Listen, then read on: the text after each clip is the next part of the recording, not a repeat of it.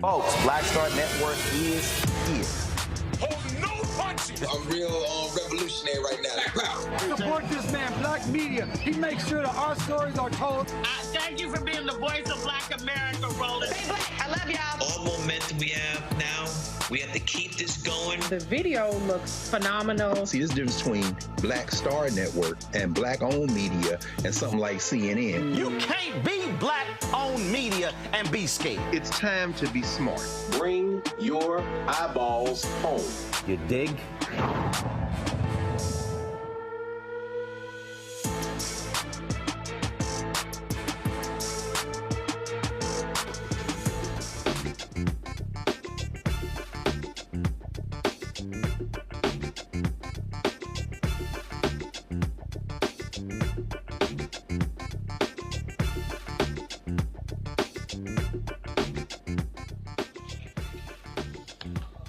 Today is Friday, June 14, 2024. Coming up on Roland Martin Unfiltered, streaming live on the Black Star Network. I am here in Atlanta, where the 100 Black Men of America have been holding their conference. Today, Vice President Kamala Harris brought her economic empowerment tour here for a conversation moderated by Steve Harvey. We will show you some of what took place. We, of course, streamed that on the Black Star Network as well, so you can go check it out on our app or our YouTube channel.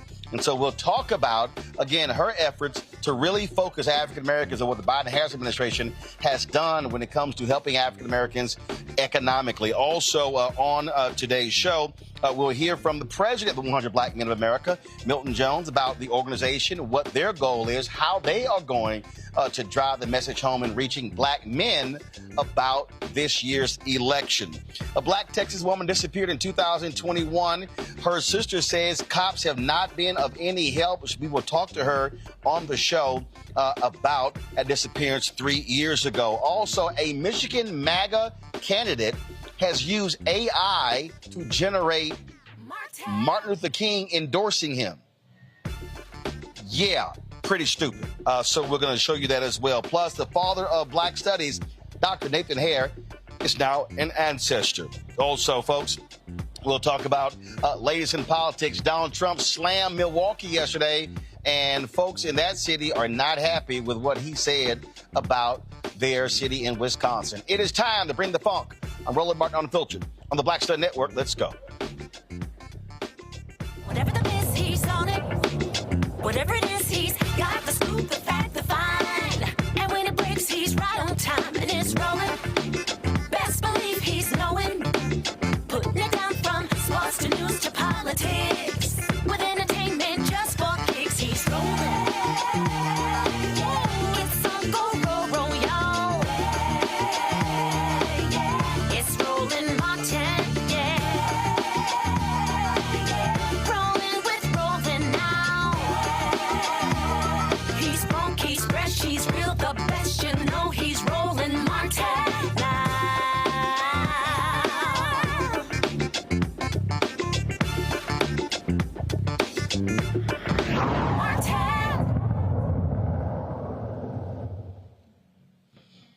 Folks, I'm here in Atlanta at the 38th annual conference of the 100 Black Men of America. They, of course, have been meeting this week, focusing on a variety of issues. I came to participate in a panel talking about the black vote.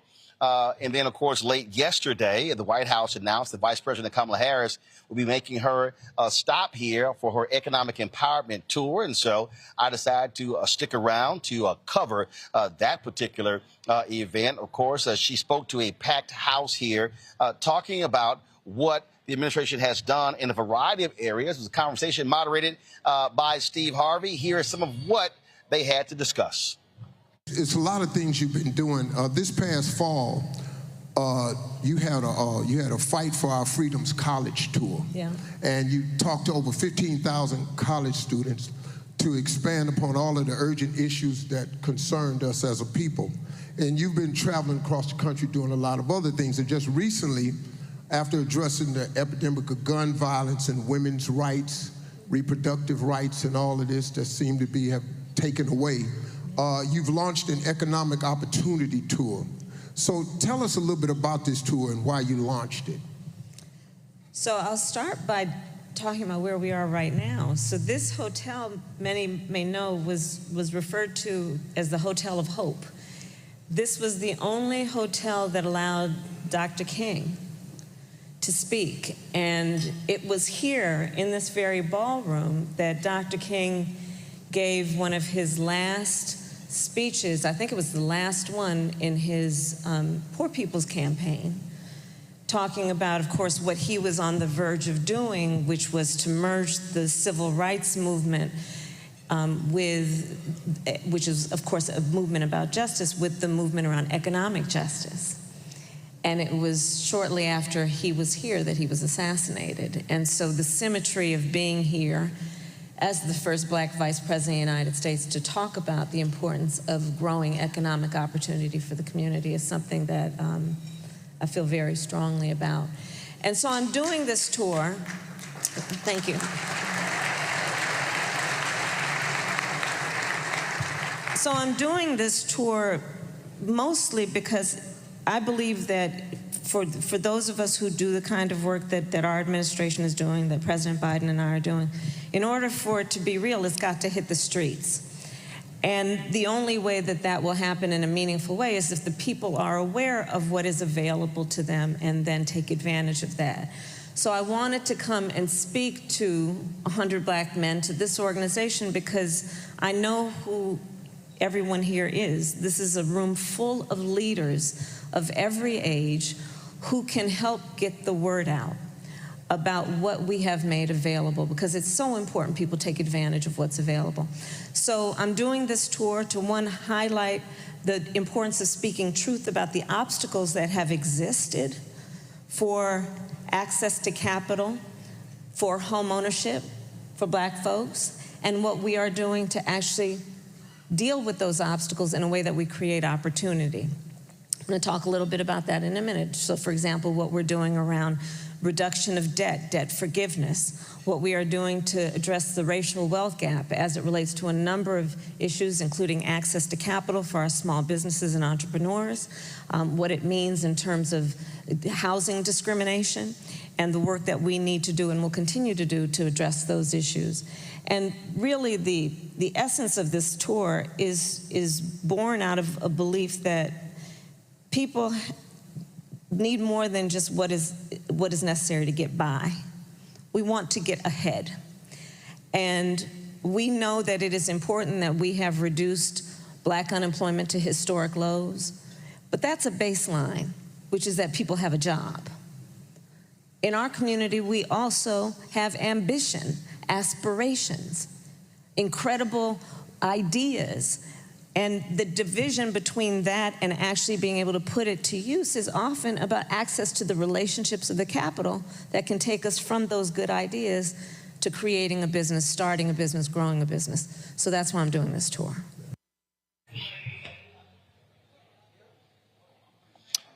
All right, folks, one of the big issues that Vice President Kamala Harris talked about was home ownership and what the Biden-Harris administration is doing in that area, especially when it comes to dealing with racism and appraisals. Before y'all start calling my radio show and DMing me, talking about why you ain't asked no hard-hitting questions, that ain't what this is. I'm throwing a lob. This is an alley-oop for a dunk, because this administration needs to get the word out of what they're actually doing and what they're actually accomplishing, so we can stop all this foolishness about what you're doing for Black people. Can't nobody come out with no agenda and call it this for Black people and expect to get in the White House. You got to play the game different. Y'all know what this is. So now this next question is another lob for her to dunk, because they done a lot, man. But we see, I'm on this radio show and I'm hearing all these people talking about I'm not voting if they not doing nothing for us. Listen to me. If you do not vote, the analytics will show. They know how many women vote, they know the age you are when you vote. If we don't vote, how we gonna ask for something next time? If you ain't got no voting power, you talking about reparations. Ain't nobody finna give you no reparations and you don't vote.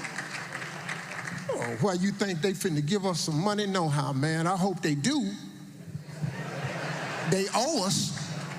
I'll go down there.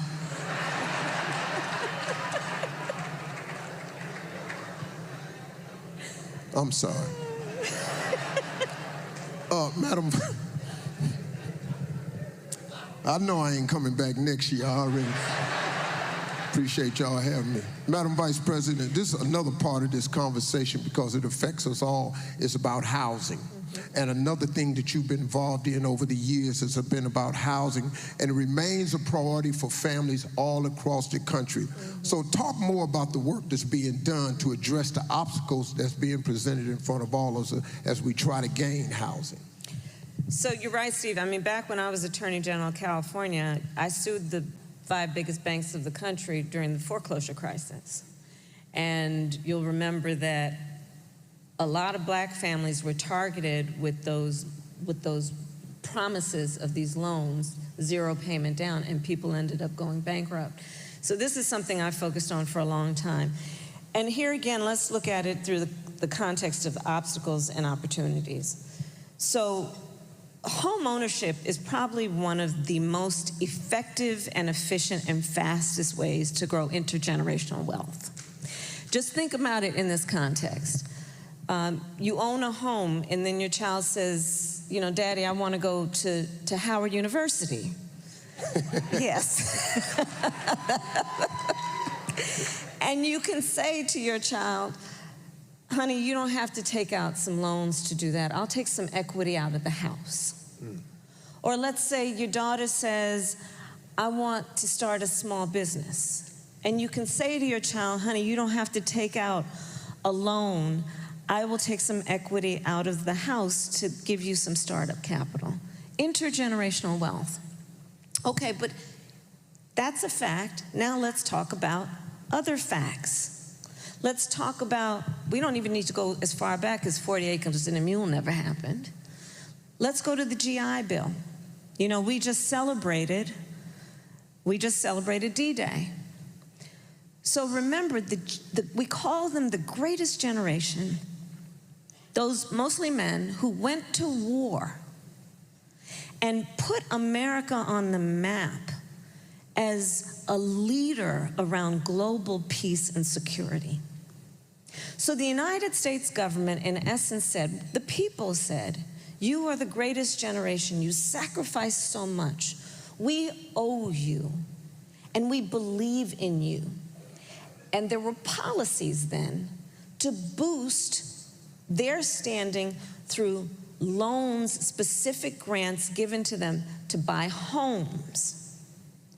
So here was this incredible boost. Here's the reality. Black servicemen, because of what we know to be racial bias and racism in the system, did not receive those loans at the same rate. So where you saw public policy that was about a boost, right? We had disparities before that happened. And then you see the disparities grow even more. Take into account segregation, redlining, urban renewal, where in so many black cities in particular, they would build freeways straight through the neighborhood, which would cut the business community, commerce off from the neighborhoods. Over and over again, we have seen these inflection points in the history of our country that have set folks back around home ownership. So one thing that we have to do is speak truth about that. And the second piece of it then is, what are we going to do to accommodate the fact that we have far too many folks who, for example, in black families, there's no history in their immediate family of home ownership. What are we doing to give them a boost? So we are proposing a policy, which we are on track to getting done, so that if you are the first generation in your family to go for home ownership, you'll get a $25,000 credit for down payment. And if you are first in your family generationally, first-time home ownership, qualify for $400 a month in credits to go toward paying your mortgage. So these are some of the issues that we are seeking to address. There's another issue. Home appraisals. Again, it's about speaking truth, right? So, and I have to give great credit to the former Secretary of HUD, Marcia Fudge, who we worked on this for a while, and so this is where it is. Home appraisals. How many people here have heard the story about a black family wants to sell their home or take out a second mortgage, needs to get the home appraised for its value? And they call in the appraiser. The appraiser comes in and appraises it for a certain number. The family knows that's too low. So then they get in touch with some friends of the family who are white and say, why don't y'all come over with your family pictures? We'll take ours down. You invite an appraiser over. The house appraises for higher. Racial bias in home appraisals is a real issue. Again, contributing to what we would see then in terms of disparities around the ability to accumulate and grow wealth. So what we have done is we are now requiring that home appraisers receive racial bias training to address, again, what are these seemingly small issues, but are very big issues when you talk about the overall ability of folks to catch up and to build the kind of wealth that we know is an entitlement, is a right of every hardworking person. So that's part of what we're doing on home ownership.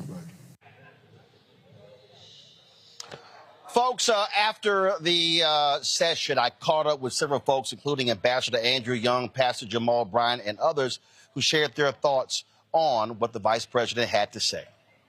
I can't think of anybody that stays on target as regularly and as timely as she is. We don't ever respect our own. It took us a long time to get used to the fact that Barack Obama was president. And now we know he was amongst the best. I think the same with Kamala Harris. I think what she does in the rooms that we don't go into is you always have a voice. Actually, she comes from Howard University, and in California, she was the district attorney. She was the attorney general of San Francisco. She was the senator from California, and now she's been vice president. And she's always done well. Today, Kamala Harris spoke to 100 black men, not with fluff, but with substance on what's on the line in terms of returning citizens, equity, access to capital, and housing. It's clear for us the road to November is Biden-Harris. Quick, any thoughts about the Vice President's session? The Vice President's session was great, and she empowered us to understand exactly what the administration has been doing throughout their tour. So we look forward to going to the polls and expressing our votes. Very excited about the economic tour. The ideas they have about home ownership, amazing. And Steve Harvey did a great job too. It was amazing in the experience. Really liked it. Steve Harvey with a huge value add. Thoughts on what the VP had to say today? Extremely inspiring. Hey man, look, this is probably the best conversation I've had or seen with her. I mean, she came with it, and, you know, it's not like she was very natural. It wasn't like she was trying to put on her shoulder or anything. It was like, you know, she was sincere. Something like what you do. So, you know, I was very impressed, man, how she rolled, man. It was excellent. It's extremely inspiring, especially us, our chapter, being from the Bay Area. See somebody homegrown on a national stage representing, you know, what she's done for the black community, specifically around business loans and debt relief. That's something that's extremely important and something we've talked about here at this conference. Is how entrepreneurs such as, you know, small business owners, black-owned businesses can not only, you know, lay out the groundwork to be funded, but take advantage of federal, national, state, and local RFPs, requests for proposals, those contracts. Not enough of those contracts go to our black businesses. If more of them knew that they could apply and, like you said, get renewed time after time after time again, we'd be more empowered. It's an awesome conversation. All right, cool. Anybody else? Look at that, man. Yes. I think it was just motivational, inspirational, and it's really a great example of leadership and how we need to follow the leader on this one so we can reach the goals that have collectively been set to improve our community. I really appreciate her coming and whatnot. It was a lot of stuff that I learned in the session that I wasn't aware of before. Yeah, that's pretty much all I gotta say. We definitely gonna do our part by, spreading the word on everything that she was talking about today. Yeah. I feel like it's important to be educated on what the administration is actually doing, and she did just that to ensure that we can get the right results come November. We'll go. They say knowledge is power, and Kamala Harris just taught me a lot. So I feel. All right, cool. All right. What's your thoughts on Vice President, what she had to say today? I think it was great. I think it was informational. I enjoyed myself. Cool. I think something that's really important is getting people registered to vote, especially during the Juneteenth holiday when we think about our communities and how important it is to strengthen them. I think it was amazing that she shared exactly what it is the administration is doing to help our communities.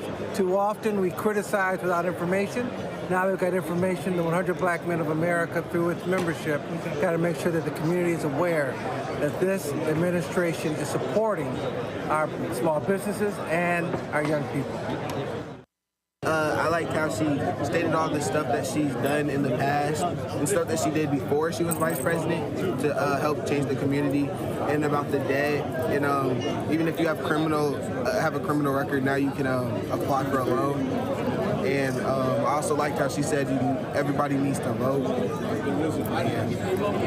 Anybody else? I liked how she talked about home ownership in the Black community and the advantages of being a homeowner and the challenges that come with being a homeowner. Even when you become a homeowner and you're Black, it's just more challenges that's added on to it. And I just like how she talked about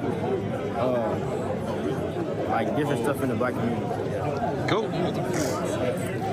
I really like how, I was really moved by what she was saying, especially when she was talking about, how she eat for breakfast. That's really motivated me to, don't let people tell me no and stuff like that. So, yeah. I thought it was really nice.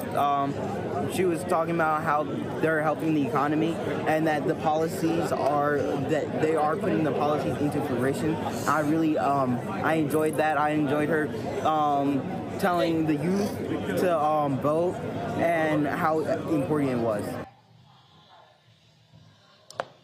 All right, folks, going to go to a break. We come back. We're going to check with our panel. Also, we'll hear in this hour from Milton Jones, president of the 100 Black Men of America, as they're having the 38th annual conference here in Atlanta. You're watching Roland Martin Unfiltered here in Atlanta, right here on the Black Star Network.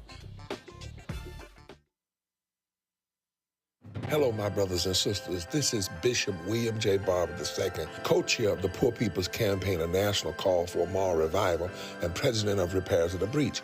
And I'm calling on you to get everybody you know to join us on Saturday, June 29th at 10 o'clock a.m. in Washington, D.C. on Pennsylvania and 3rd for the mass Poor People's Low-Wage Workers Assembly and Moral March on Washington and to the polls, and the post effort to reach 15 million poor and low-wage infrequent voters who, if they vote, can change the outcome of our politics in this country. Our goal is to center the desires and the political policy agenda of poor and low-wage persons, along with moral religious leaders and advocates. Too often, poor and low-wage people are not talked about, even though in this country today there are 135 million poor and low-wage persons. There's not a state in this country now where poor and low-wage persons do not make up at least 30% of the electorate. It is time that the issues of poor and low-wage people be at the center of our politics. Living wages, health care, things that matter in the everyday lives. We will no longer allow poverty to be the fourth leading cause of death in this country. We must let our voices be heard. Join us. Go to our website, www.poorpeoplescampaign.org. RSVP. Get others to come. Get a bus. Get a van. Get on the train. Come and let our voices be heard and our votes be felt. Lift from the bottom so that everybody rises.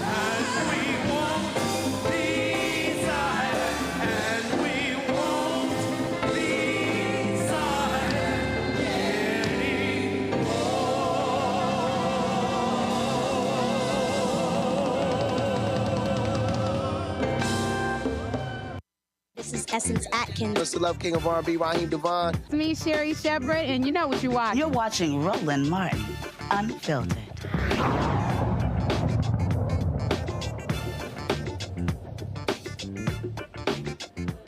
Yeah. All right, folks, welcome back to Roland Martin Unfiltered. My panel, Dr. Julianne Malveaux, President Emerita of Bennett College. She's an economist, author, coming to us out of D.C. Matt Manning, civil rights attorney out of Corpus Christi, Texas.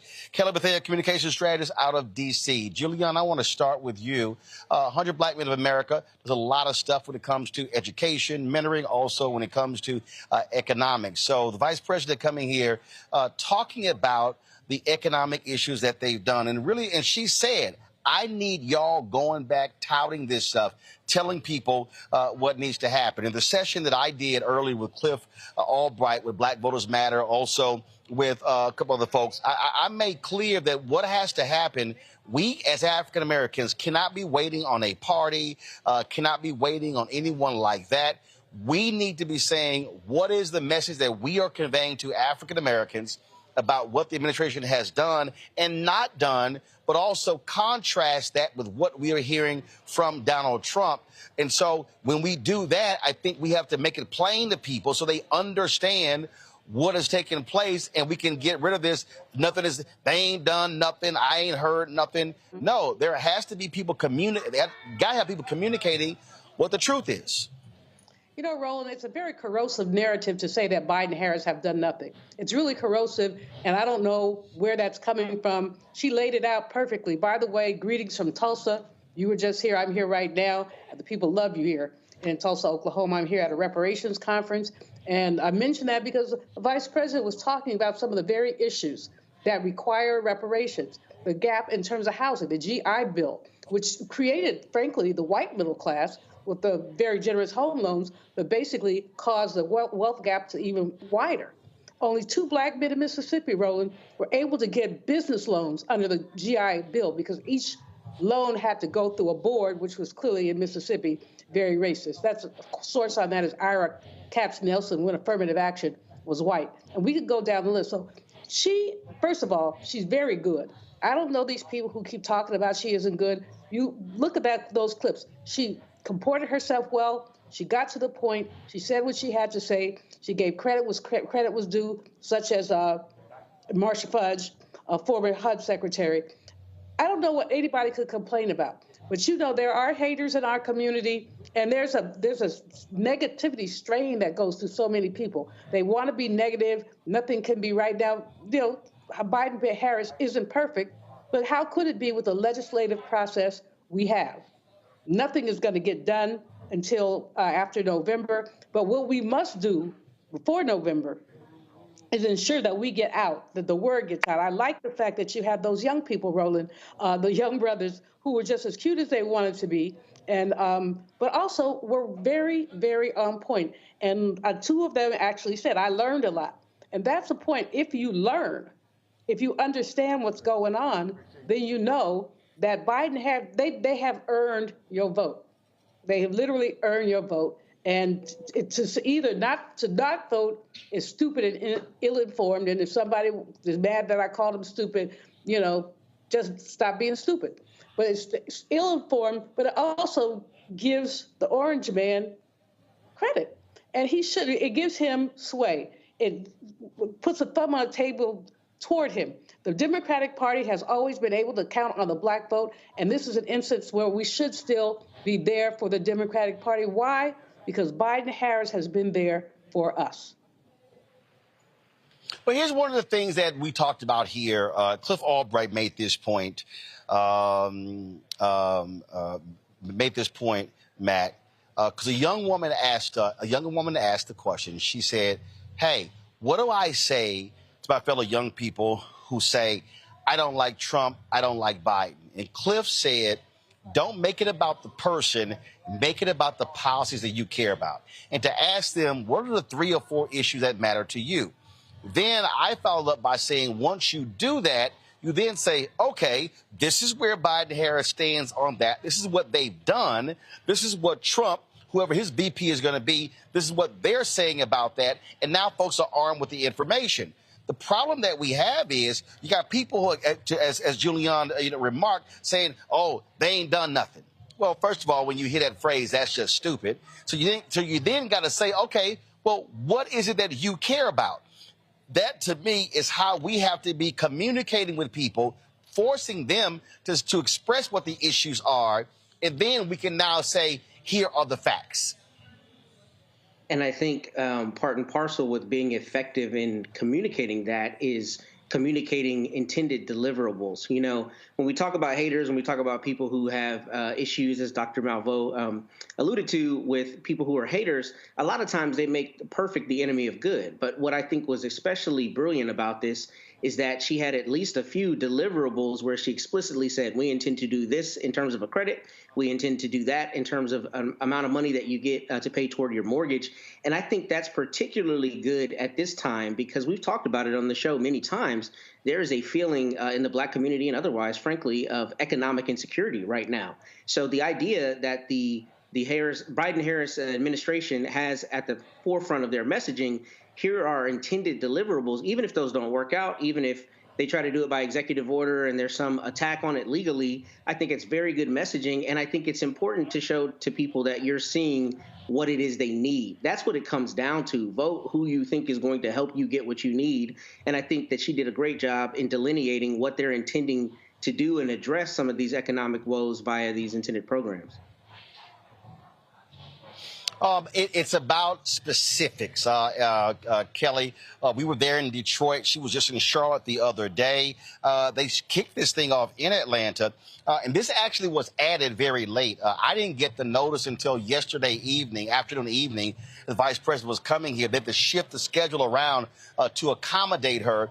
And so this wasn't on the schedule earlier. She kicked off this economic tour here in Atlanta with the conversation that was moderated by the brothers from Earn Your Leisure.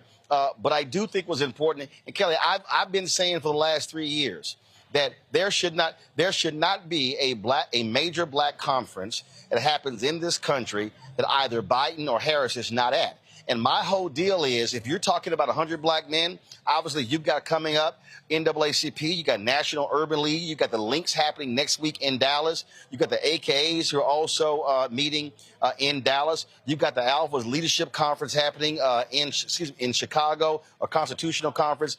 That should be their focus. That is driving that message home to the key constituency, because Black women vote at a higher rate than anybody else. African Americans are number 2. Absolutely. And when you have a rollout plan such as that, where you're hitting these conferences, you're hitting these webinars, hitting these town halls that are centered around Black voters and Black issues, it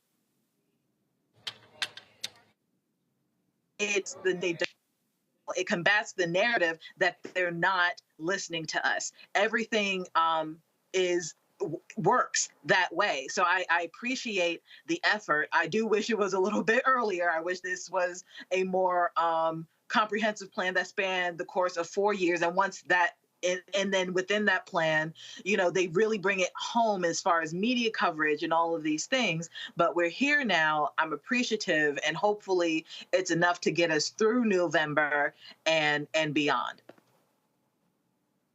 If there is one critique that I would have, and I keep saying this, and the White House needs to do it. And so for instance, during the session, the vice president alluded to student loan debt. And she said, hey, if you know someone, ask them. This is a perfect example to me where they should say, if you have gotten student loan debt in this room, stand up. They should already have people who are identified who they can call out by name. The reason I say that, because when the local media is here, you want them then trying to go find those people. The administration also, remember, 41% of Black-owned businesses went under during COVID. They brought back 75% of those businesses. To me, you want to have those folks in the audience as well that you can point to as success stories. And so that's just something that if I'm them, I'm adding to it because, again, those are better messengers to what we're talking about, as opposed to just her talking. Imagine if you have those students or those individuals talking about how I had one who was sitting next to me. He said, my sister got $100,000 of student loan debt wiped out. If she was here, she would be rejoicing. That's just one of the things that I think that they need to always add. If I'm Biden-Harris, I don't speak anywhere, and I'm not acknowledging who in that audience has gotten student loan debt relief. Got to go to a break. We come back. We're going to chat with the president of 100 Black Men of America about what their focus is when it comes to reaching black men, when it comes to vote, but also their agenda when it comes to economics. You're watching Roland Martin Unfiltered on the Black Star Network. Support us in what we do. Be sure to join our Bring the Funk fan club. So you're checking money order to P.O. Box 57196, Washington, D.C., 20037-0196. Cash App, $RM Unfiltered, PayPal, R Martin Unfiltered. Venmo is RM Unfiltered. Zelle, Roland at RolandSMartin.com, Roland at RolandMartinUnfiltered.com. Download the Black Star Network app, Apple phone, Android phone, Apple TV, Android TV, Roku, Amazon Fire TV, Xbox One, Samsung Smart TV. We'll be right back.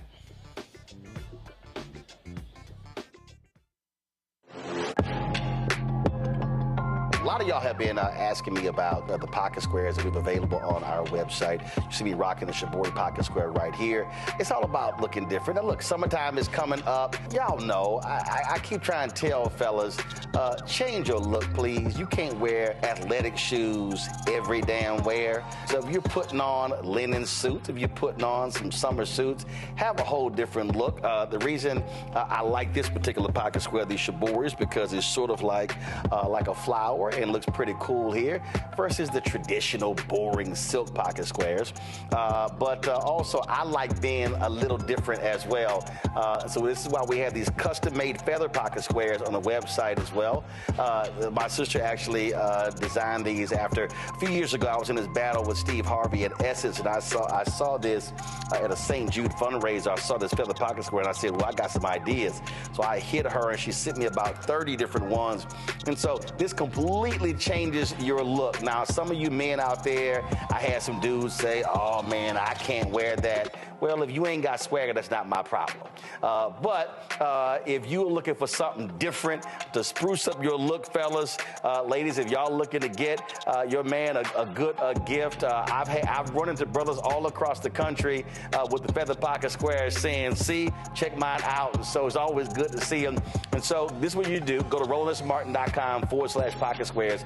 You can order Shibori pocket squares or the custom-made pocket squares. Now, for the Shiboris, we're out of a lot of the different colors, and I think we're down to about 200 or 300. So you want to get your order in as soon as you can, because here's what happened. I got these several years ago, and the Japanese company signed a deal with another company, and I bought them before they signed that deal, and so I can't get access to any more from the company in Japan that makes them. And so get yours now. So come summertime, when I see y'all at Essence, y'all could be looking fly with the Shibori pocket square or the custom-made pocket square. Again, RolandSMartin.com/pocket squares. Go there now.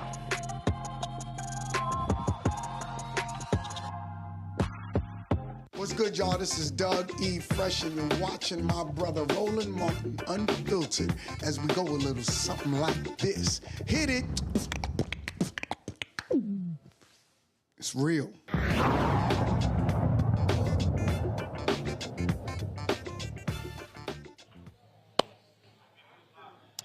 Folks, welcome back to Roland Martin Unfiltered on the Black Star Network. We're here in Atlanta at the Hyatt Regency, where the 100 Black Men of America are holding their 38th annual conference. Milton Jones is the president of the organization.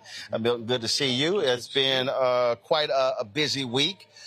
First off, it's been a tough year and a half for the 100 Black Men. Longtime leader Tommy Dortch, very dear friend of this show, who passed away. So just talk about just that transition, going from his leadership, and and he was such just a force for the 100 Black Men. Well, certainly, many people identify Tommy Dortch and 100 Black Men of America as the same. Right. Tommy is a person, and he was a dear brother, and he's looking down on us from heaven right now, there's no doubt.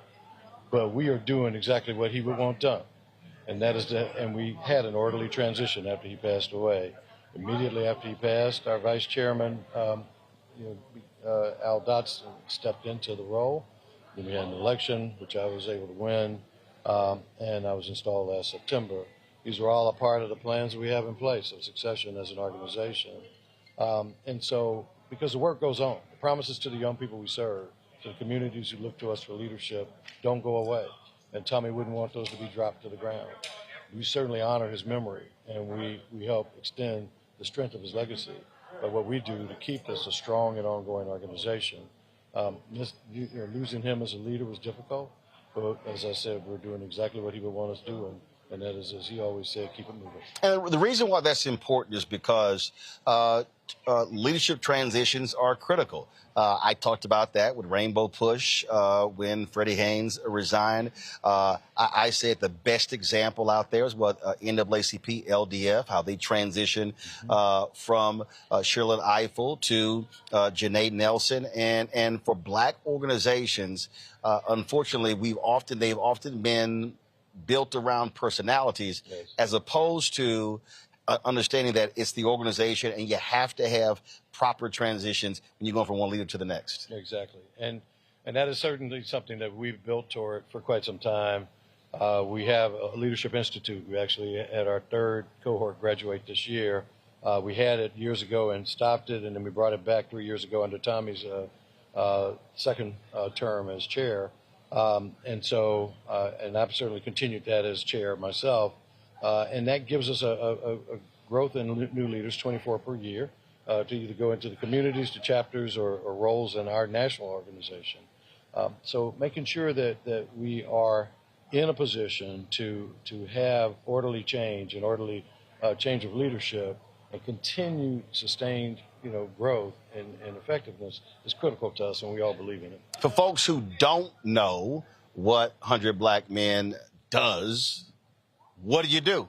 Well, thanks. That's a great question. We do a lot of things. We have more than 100 chapters across the U.S. Tommy made me a member, honorary member, so I know, but folk like that may not know. I appreciate the opportunity to tell them. There you go. We have over 100 chapters across the U.S. We have a chapter in London, a chapter in Turks and Caicos, so we're an international organization with a heavy national tilt. And we stand on 4 key pillars of mentoring, education, health and wellness, and economic empowerment. We're the largest African-American male-led mentoring organization in the country. We model the behavior of what they see as what they'll be. And so we lead young people to better outcomes in life by demonstrating example, spending time with them, listening to them, and mentoring them so that while we blaze trails, we pave them, they get a running start, they go much further than we could, and that's what progress is all about. So we talk about those chapters. One of the things the Vice President said today, and what I also said earlier to the folks, that was a late addition to this program. Yes. The reason I know that because I didn't get the email from the White House until yesterday evening. My producer told me, I was like, what are you talking about? I haven't seen that. So I had to change my flight, change everything. So you had to move some stuff around. But one of the things that she talked about was she said she needed the folks in the room to take this message and beyond. During the Black Voter Session, I said that it's incumbent upon there being these mini town halls all around the country having these conversations. What has been at West Bellamy, Antoine Seabright, y'all have a 16-city tour, right, having these conversations. Talk about that. Well, thanks for that opportunity, and thank you for being here. I'm sorry that you had to make last-minute plans. It's all good. It happens. We're used to it in the news business. And we appreciate it. We do have, it's actually now a 17-city tour. Okay. And the first stop was in Cleveland and Pittsburgh, and we're continuing around the country. And so what we believe is this, that we have got to make sure that people know you need to get registered and vote. And if you're registered, you need to go vote. When you think about what our ancestors did, how hard they fought just to get the right to vote, and we can't begin to take that for granted. Once you start taking rights for granted, then all of a sudden people can take them away, and then you get upset. So getting educated about the vote, going to vote, helping others get educated about the vote is something we see as critical. What prompted us to do this is when we saw the Supreme Court decision last year, we said, okay, we're angry. Of course we're angry. A lot of organizations are angry. Well, what are we going to do? How are we going to channel that into action? We're going to get people registered to vote. We're going to change the people who lead and make laws. And as we do that as an organization and wake our people up, we're not going to tell them who to vote for, but we are going to tell them to vote. And when we can demonstrate that we have X number of people that are going to the polls, that we have voting power, then that makes up for what we might not have in capital power. Mm-hmm. Because, and when you think about the past, that was the case. We've always been, chasing capital, and we're still doing it, and we're committed to that. I'll come back to that in a minute on economic empowerment. But the fact is, in the meantime, around having the power to vote and exercising that power makes us a force to be reckoned with, makes us a group to be listened to. Not just us, the 100 black men, but all of us as African Americans. And it's not just, hey, we need you to vote, get ready to vote, but it's also, I believe, explaining to people that here are the policies that we care about. This is what's being done. This is what's not being done. This is what we should be advocating for. And this is where individuals stand. And what I explained to a lot of organizations that are 501c3, the law says that you can't endorse. Right. But you can say, these are the issues that we care about. This is where Biden-Harris lines up. This is where Trump lines up. This is where this candidate lines up and this candidate lines up. And now people understand from an issue base in terms of where the candidates stand. And to me, I think that's what's needed because not everybody is fully aware and engrossed in this every single day. I think you're exactly right. And that is really not only something we can do, it's something we must do. I mean, we can't sit back, we can't sit at home and wonder how things are going to turn out. We've got to go make it happen. We've got to get educated about the issues. And that is another part of our tour, is to make sure people know what key issues are. And Vice President Harris said today, as you said earlier, people need to get the word out. People need to know what's possible. Just last night here at the same conference, we had our business summit. And we had Fortune 100 companies. We had African-American business owners that are members of our organization, and also local members, business owners who are not, minority business owners who are not members of our organization come and actually sit down at the table and not just talk about wouldn't it be nice to do business, but actually doing business. Right. And so as we look at our businesses growing and scaling, 2 years, 3 years, 5 years from now, we've got many more companies that have $400, $500 million of annual revenue, if not $1 billion, and if not $3 billion. Why not? There's no limit to it. We got $300 billion companies. We got $1 trillion companies.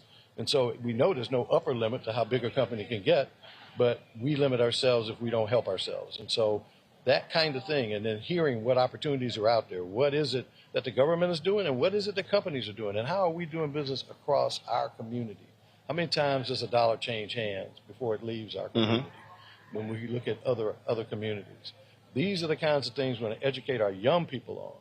We have 300 mentees, 300 young people under the age of 20 in our conference out of 1,200 people here. And they need to see the possibilities. They got to hear this message today. They got that opportunity to hear the messages from Steve Harvey and from Vice President Harris. And of course, at the breakfast, John Hope Bryant. Breakfast, they heard from John Hope Bryant. And they heard that message from me yesterday, and they heard that message from others yesterday and today, and they'll hear it more tomorrow. Here's what's really interesting. Tomorrow morning, the young people who are at this conference, many of whom did not know each other before they got here, will run a breakfast and demonstrate their talent and run the entire 2-hour breakfast in 3 days of coming together. That's how fast our young people can learn. Yesterday, we had a group, a 13-year-old, a 15-year-old, both of whom had already graduated from high school, a 16-year-old who's graduated from college and has an MBA. And they talked about how fast they can learn if people get out of their way, if the system facilitates their learning. Most of them, all of them were homeschooled. But the fact is that we have genius in our community. We need to encourage that genius and to guide it to make a difference and to be leaders of tomorrow. Many of the leaders we know today were 15, 16 years old when they went to college. And so it can be done, has been done, and will continue to be done. And that's why our theme is future-proofing, to make sure that we're making the future relevant to our young people and that we're relevant to them as we work together to make it happen. One of the things, last question for you, one of the things that I said in our session that I would love to see 100 Black Men of America do is all of these corporations made all of these pledges in the wake of the death of George Floyd. And the reality is there really hasn't been an organization that said, we're going to make it our business to hold you accountable. And to literally pull the data and say, okay, y'all pledged $15 billion. Where is it? What have you done? Because I think, and the reason I think it has to happen from an organizational standpoint is because when you bring organizational heft, all of a sudden it's not one person, 5 people, 10 people. It's now all of a sudden it's thousands of people. And then all of a sudden, then we pull in alphas and deltas and AKs and other groups. Now all of a sudden they look up and go, oh, wait a minute. We now got organizations that are representing 7 million Black folks. We're going to have to respond to this. And I think a lot of people have gotten off the hook just by, sprinkling sponsorship money left and right, as opposed to the billions of dollars they said they were going to commit. Well, you make a great point. One of the things that we've got to make sure we all do as organizations is have data around our activities, around the work we do. We all have great anecdotes. We're working very hard as an organization to build stronger data around exactly how many people we work with.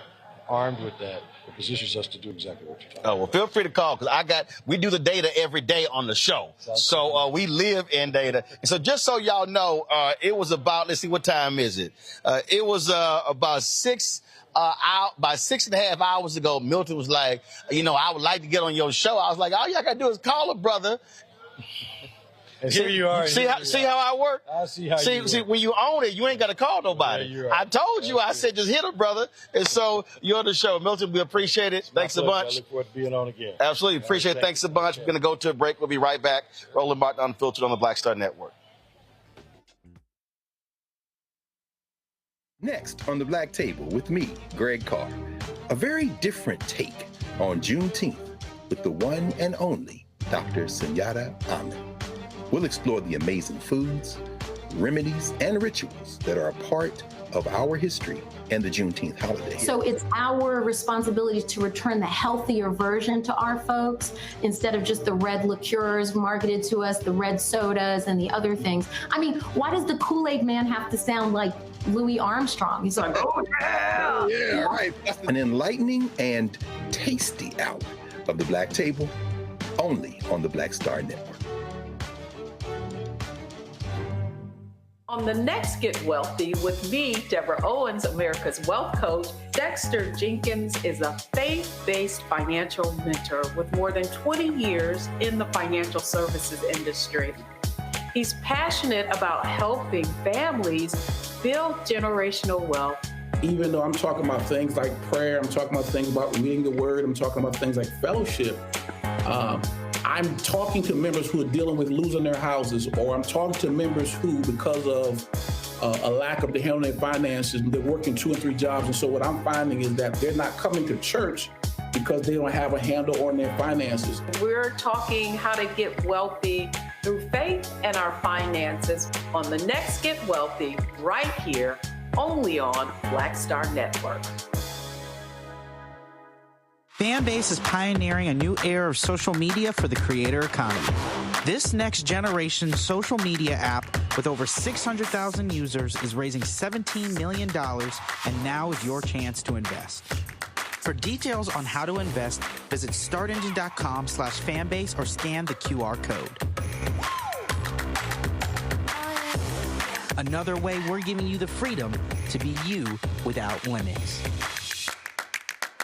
Hi, everybody. I'm Kim Coles. Hey, I'm Donnie Simpson. Yo, it's your man Deion Cole from Blackish, and you watch Roland Martin Unfiltered.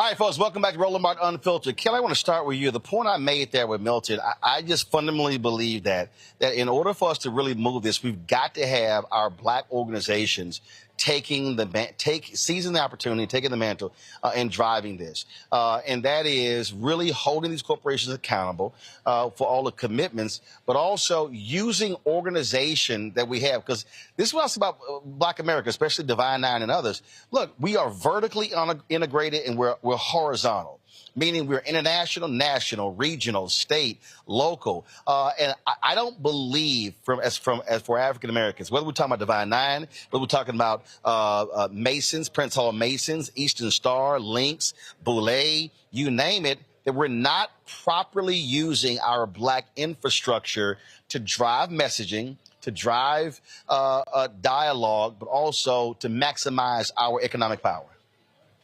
Sure. I think that a key to achieving what you're describing is real comprehensive collaboration, right? And frankly, not to step on any toes regarding this matter, but setting aside the egos that are associated with each individual organizations that you called out. Yep. Right? I'm not saying that, one thinks that they're better than the other and da-da-da. Maybe they do. I'm not a part of every organization, right? But when you need things done, you cannot do it alone. And just because you have an organization with a lot of people in it, the more people, the better, especially when it comes to Black people and the history of our culture and how we typically get things done. SNCC didn't get civil rights passage. They didn't get that done by themselves. NAACP didn't get fair housing passed by themselves. It was a collective, collaborative, comprehensive effort across the board. And until we put egos aside, until we put grudges aside, let's call a thing, we can't get nearly as close to where we need to be until we put those things aside and truly comprehensively work together.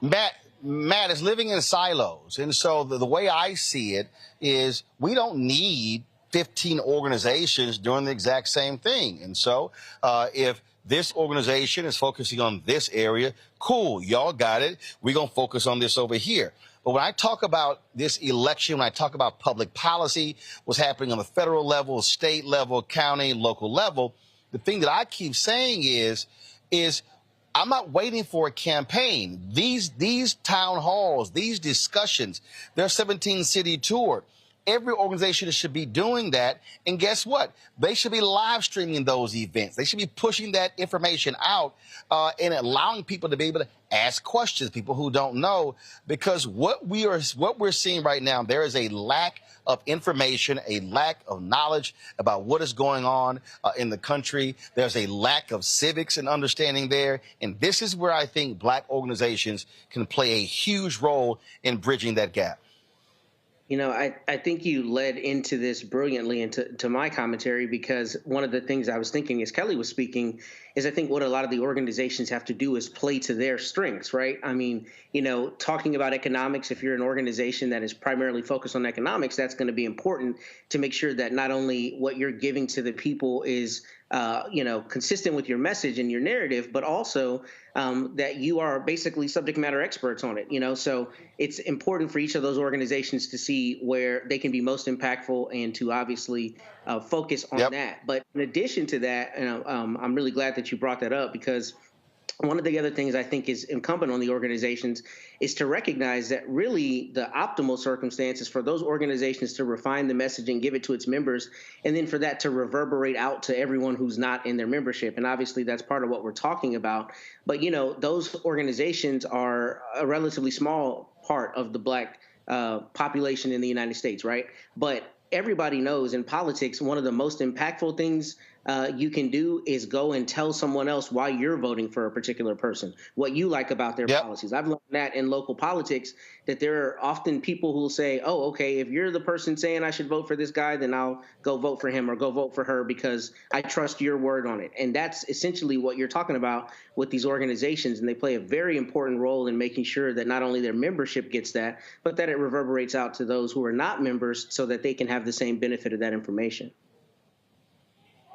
Julian, people keep talking about, Black men and what they're doing and what they're not doing. Okay, this is real simple. 100 Black Men of America, Alphas, Kappas, Omegas, Sigmas, Iotas, Prince Hall Mason, church men's groups, all of those groups should be having conversation town halls, specifically talking to brothers about the election and public policy. They don't have to ask permission. They don't have to ask a campaign. They don't have to ask a mayor or anybody else. They can do that. Our community, every single week in some city, there should be some type of conversation happening where we're reaching people, going into communities. I had a brother stood up in the session we did, Giuliani, he's from Milwaukee, and he asked the question. He said, hey, what can we do to get young people to vote? I said, I'm glad. I said, where are you from? I said, you're from a city where 50,000 fewer people voted in 2022 than 2018, and had those 50,000 people voted, Mandela Barnes would be the United States Senator. I said, so you need to go back to Milwaukee, pull the voting data, look at that data and see where are the areas they didn't vote in 2022 compared to 2018, and have your town hall discussions there. That's how granular we need to be operating when it comes to these conversations. Yeah, absolutely. You're absolutely right, Roland. I mean, I think that black men are getting a bad rap these days, especially when I think about some significant losses we just experienced. Dr. Nathan Hare, who was defined as the father of Black Studies, started the Black Studies Department at SF State. He made his transition this week. And of course, we lost Reverend James Lawson. I know you tributed him last week. These are brothers that we need to hold up and think about when you think about their examples of leadership and scholarship. And you're absolutely right about how granular we need to get to look at who voted, who didn't vote. You could go precinct by precinct to see where the fall off has been. Now it's work, but guess what? It's going to be a lot more work if that orange man gets into the White House and starts attacking us even more systematically than he already has. So, I mean, I encourage brothers, and Kelly is just so on point. And we don't like to talk about the egos that ruin our movement. We are basically our own worst enemy when it comes to some of this work. But this one, I mean, I call black people, some black people, that is, ancient historians, because they can tell you who ticked them off 10 years ago. And they can give you the detail about it, and they're still not speaking to the person. And you're like, it was all that? You know, I mean, unless she slept with your man, and even then. It'll be the most minor thing. Yeah. So I think that it's really, let's get over the egos. Let's get more granular. Everybody do something. You're right. There are 50 cities that are, we can look at the blackest cities and say, is there some kind of town hall somewhere in that city? It doesn't have to be done by the same organization, but we have so many darn organizations. Every time you turn around, somebody is starting a new organization, usually because they can't get along with the people in the other organization. We have fewer organizations and more work. That would be great. But, you know, I especially like the point you made about the money. It was $46 billion, Roland, that was pledged to Black community organizations. No, to the Black community generically. That means to nobody. Less than $5 billion of it has been committed or spent. Much of it has come from banking, where basically they make a profit off of the money that they give, because basically you pay a mortgage. So no one gave you anything except for this great program that the Vice President is talking about, with a $25,000 credit and some mortgage assistance in the first couple years of your mortgage. But we can all do more. This is crunch time and crisis time. As I said earlier, I'm in Tulsa with a reparations retreat from First Repair, and people have gotten up to vent about the trouble that we're in as a people. And my advice to everyone is, you know, look around you. What can you do to make a difference? Who can you get out to vote? And don't just register the people. If you register people, get a list of who you registered, and then call them as soon as early voting begins and say, come on, what are you going to do? Are you going to vote? Vote early. Don't say vote often. That's against the law. Only Trump does that. But basically, keep track of the people who you register and then get back to them, because we do a lot of voter registration, but it's really voter turnout that's going to make a difference here. Yeah, and that's the key right there. And that's what I said in the session today, that it's not about a percentage, that we have to look at the numbers. When I was talking to Ambassador Andrew Young, when he ran for Congress, 75% of eligible Black voters voted his congressional race. A week before the race, he was down 5 points. Harold Washington, when he became the first Black mayor of Chicago, 85% of Black Chicagoans who were eligible to vote actually voted. And so what I keep saying is that we're literally limiting our power because we're not turning out. And so when you're turning out at 18 and 20 and 25%, I mean, look, Atlanta came very close to getting a white mayor twice because of low turnout. And so one of the reasons this city is considered the Black Mecca economically is because they have had black mayors since 1973. Maynard Jackson, Andrew Young, Maynard Jackson, Bill Campbell, Shirley Franklin, Kasim Reed, Keisha Lance Bottoms, Andre Dickens, because folks were turning out. And so we have to, and I understand there are people out there who are frustrated, who are angry, who think things have not been done. But here is the reality which Steve Harvey alluded to. If you don't vote, they're guaranteed not to pay you any attention. If you don't vote, they're guaranteed not to do anything for you. And so we need to explain to people that voting is not the be-all to end-all, but again, it's a part of this process. It's one piece of it. Now, after the election is over, whether your candidate won or not, you're still a constituent, which means that we have to now be fully active in trying to still get our issues addressed. And so we're going to keep talking about it. We're going to do this, constantly between now and November, because far too many of us are sitting on the sidelines, and I keep making it clear, the couch is an option for people, but it should never be an option because we're leaving our power at home. When we come back, we're going to talk to a sister. She's been trying to find her sister for 3 years, who's gone missing in Texas. We'll talk to her. We'll also talk about Donald Trump slamming Milwaukee, trashing Milwaukee. Again, y'all want to make him feel the pain? Give him another L come November and make him lose Wisconsin. We're going to talk about all of that. You're watching Roland Martin Unfiltered live on the Black Star Network here in Atlanta, a 38th annual 100 Black Men of America National Conference. Back in a moment. Hello, my brothers and sisters. This is Bishop William J. Barber II, co-chair of the Poor People's Campaign, a national call for moral revival, and president of Repairs of the Breach. And I'm calling on you to get everybody you know to join us on Saturday, June 29th at 10 o'clock a.m. in Washington, D.C. on Pennsylvania and 3rd for the mass Poor People's Low-Wage Workers Assembly and Moral March on Washington and to the polls, and the post effort to reach 15 million poor and low-wage infrequent voters who, if they vote, can change the outcome of our politics in this country. Our goal is to center the desires and the political policy agenda of poor and low-wage persons, along with moral religious leaders and advocates. Too often, poor and low-wage people are not talked about, even though in this country today, there are 135 million poor and low-wage persons. There's not a state in this country now where poor and low-wage persons do not make up at least 30% of the electorate. It is time that the issues of poor and low-wage people be at the center of our politics. Living wages, health care, things that matter in the everyday lives. We will no longer allow poverty to be the fourth leading cause of death in this country. We must let our voices be heard. Join us. Go to our website, www.poorpeoplescampaign.org. RSVP. Get others to come. Get a bus. Get a van. Get on the train. Come and let our voices be heard and our votes be felt. Lift from the bottom so that everybody rises.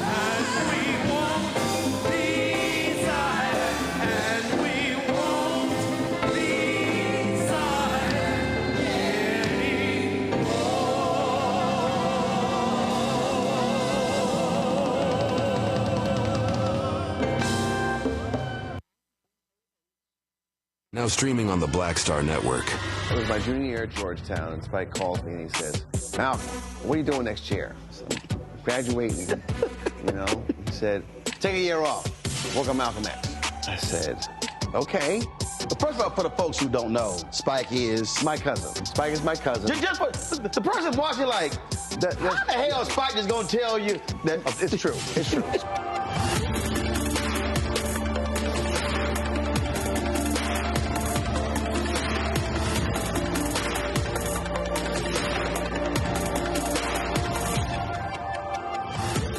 Hello, I'm Jamia Pugh. I am from Coatesville, Pennsylvania, just an hour right outside of Philadelphia. My name is Jasmine Pugh. I'm also from Coatesville, Pennsylvania. You are watching Roland Martin Unfiltered. Stay right here.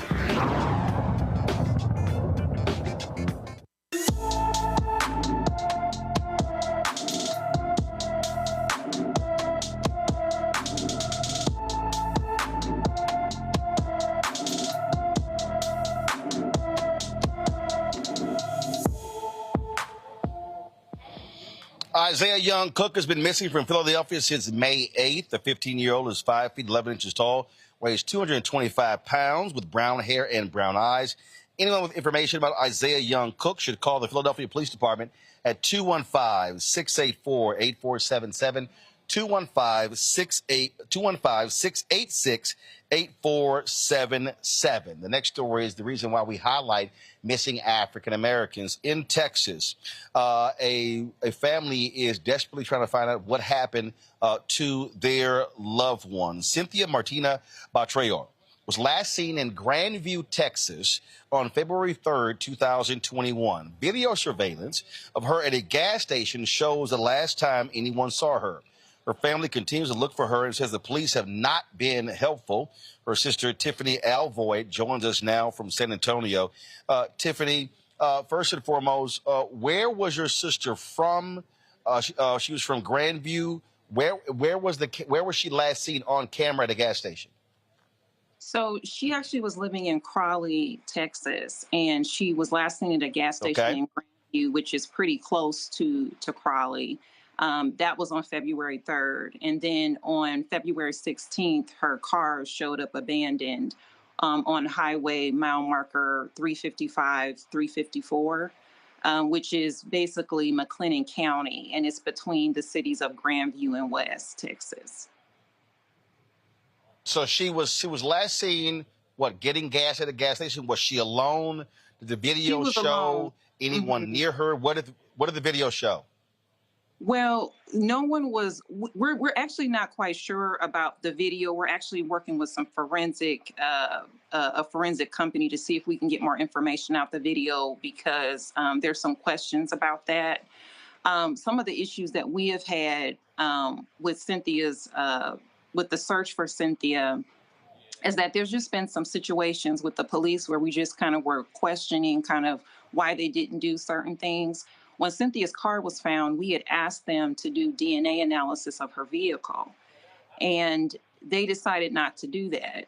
They said that they dusted for fingerprints, and they noted in the police report that when they dusted for fingerprints over by the driver's side, and let me go to my notes because I want to make sure I have this clear.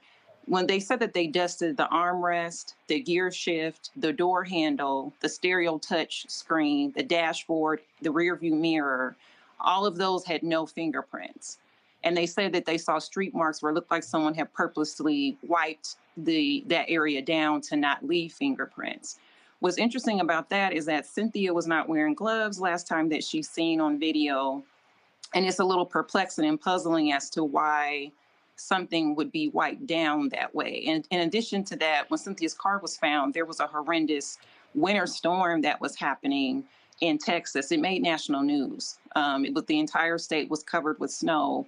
And so the way the police kind of continue to tell us there's no evidence that a crime has been committed, we don't really understand that reasoning. And so when you're looking at the police report first, here's where I'm confused.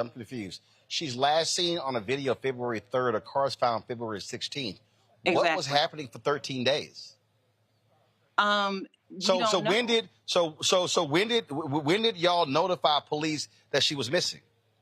So when we first found out that she was missing, we had notified police, but then her ex-husband told my father that Cynthia was in the hospital. And I remember that because I talked to my father on the phone, and he said, we believe Cynthia's in the hospital. So at that time, search efforts had stopped.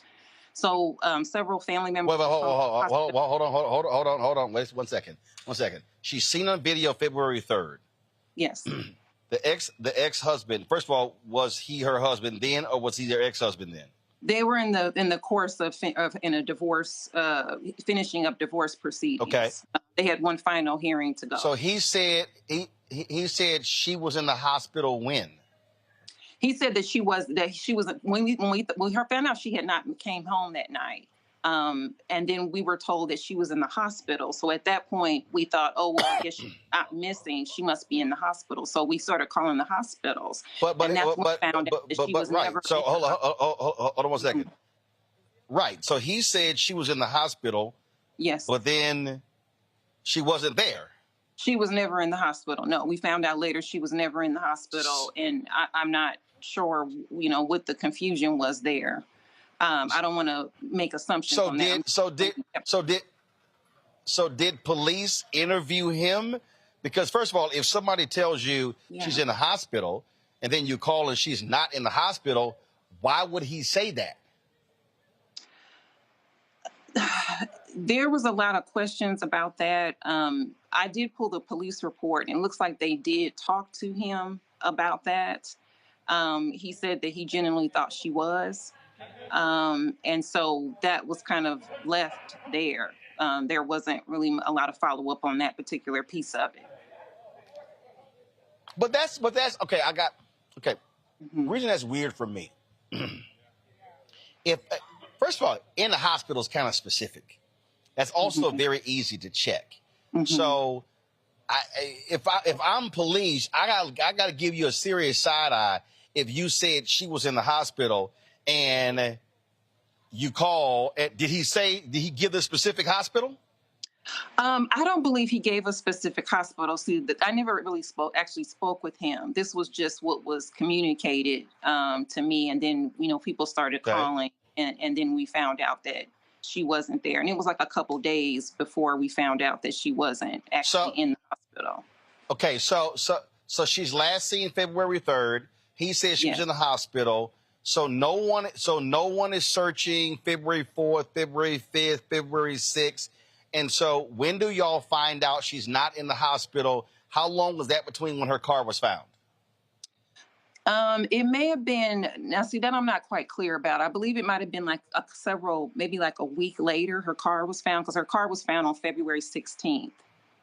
But at the same time, there's this snowstorm that happens from Texas from February 11th to February 20th. And so at the height of the storm, that's when her car shows up. And so before her car even showed up, we had been asking police, please make sure that you do DNA analysis of her vehicle when it shows up. And so when they refused to do that, that was kind of one of the telling signs for us about how seriously they were taking the investigation, because I just don't understand why you wouldn't do DNA analysis of the vehicle. They didn't. They did like a visual view of it. So what is pictures? Right? Right. So what is the status now? The status now of the investigation is that, again, not much has happened. A year later, they decided to do a search around the area, the wooded area where her car was found. But again, there's a question mark there. It's like, why didn't they do that as soon as her car was found? Again, when we had been asking for that, and they waited a year later to finally do that, and nothing was found. But it's kind of like, well, I know you've put cadaver dogs out, but if that was more than a year later than when the car was found, I'm not sure what information is available there. They continue to say that they don't believe a crime. There's no evidence that a crime has been committed, and it's just really kind of hard to kind of understand that that's their stance. There also was a laptop that was available, but they never took her laptop to try to do any information on that to see what else was available. They do have her cell phone, because they said her cell phone was left behind. But there hasn't really been a lot of information on that as well, as far as like maybe looking into the pings from the phone, from the different cell towers, to see if they could find more information about that. So because of what was going on. First of all, which police department is handling this? What law enforcement agency is? Yeah, it's the Crowley Police Department. But we did, after a lot of pressure, we did succeed in getting an FBI agent assigned to the case. But when I met with him, it was an interesting conversation. He had been on the case for like 3 to 4 weeks at that time, but he had never contacted any of Cynthia's family. And the only reason I actually ended up talking to him, because a family friend of ours, Robert Allen, had kind of talked, I guess had called the sheriff or something, asking about an update on Cynthia's case. And he had just said offhandedly, oh, there's an FBI agent involved, that looked around. And so I did speak with him one time, but then multiple times I've tried to call him after that. He never calls me back. He hasn't never called my mom back, and she's tried to call him multiple times. And when I talked to him about Cynthia's case, he basically told me that, there's a 75-page report, and that he doesn't believe that there's any lies in that report, that's a lot of lies to be said in 75 pages. And what my feeling about that was, we never said there were lies. What we're saying is that there's not been there's a lack of urgency. There's no sense of really trying to really find her and look. And so if that's the standard that I have to prove that the police are lying, I just don't understand like why that's my standard when I see all kind of other people going missing and FBI, like multiple agents are actually on the case to look for that person. So it's just been really interesting, conversations I've been having. And just kind of very difficult experiences, especially because it's very traumatizing that we have a loved one missing. And then we're kind of having these difficult conversations with law enforcement. The other piece of this is that because we weren't really getting traction, we decided to form our own coalition called the Find Cynthia Coalition. There's several social justice attorneys that are a part of it, Cynthia's friends and family members. And we've just been trying to look for Cynthia ourselves and trying to push this forward in media to see if we can get any kind of traction and media attention on her case to see if there can be anything done. The other thing is that we're offering a $50,000 reward for anyone that can come forward with any information about where Cynthia is. And we really have been trying to circulate that to see if the money would encourage someone who knows something, who saw something, to come forward and just tell us, where she is or if they know anything about what happened to her. Because it's just very suspicious, a lot of the things that have happened. And we just, unfortunately, aren't really seeing that sense of urgency that you see in a lot of other cases on Cynthia's case. Matt has a question. Matt, go ahead. Yeah, real quick. I think it's Tiffany. A couple questions. And I'm an attorney here in Texas, so I just have a few questions for you. First, have you reached out to the Rangers, Company F, there in Waco or over the Waco division? I did reach out to the Rangers, and they said that the governor or they would have to get permission to kind of take over or be a part of that case. And Crowley Police Department, they basically have said if people want to come help them, that they can come. That's what they've said. But I don't know what has happened when folks actually go over there. But yeah, we did try to see if the Rangers could take the case, and we had been in touch with the governor's office as well to see if he could send them over there. And when I looked at the police report, you can see that there's been some conversations between the governor's office and the Crowley Police Department. Like they called over there to see what's going on with Cynthia's case. And Crowley's response is, we don't have any evidence of a crime that's committed. We've done everything we can for Cynthia. Okay. One more question. So the police have said that there's not an active criminal investigation, right? Yes, they're saying that, that there's no evidence of a crime, but they say her case is still open, but there's no evidence of a crime at this point. Have they ever indicated that they will release her property to y'all? They tried to release her car to us, which again was again surprising because that's evidence. I don't know why you just would be giving that out. And that was kind of a tricky story too, because we tried to actually get our own DNA analysis on the vehicle. And we found several organizations that actually were agreeing to do DNA analysis on the car. But for some reason, when they would call the Crowley Police Department, when they would talk to us later, they would say they couldn't do it or it wouldn't stand up in court.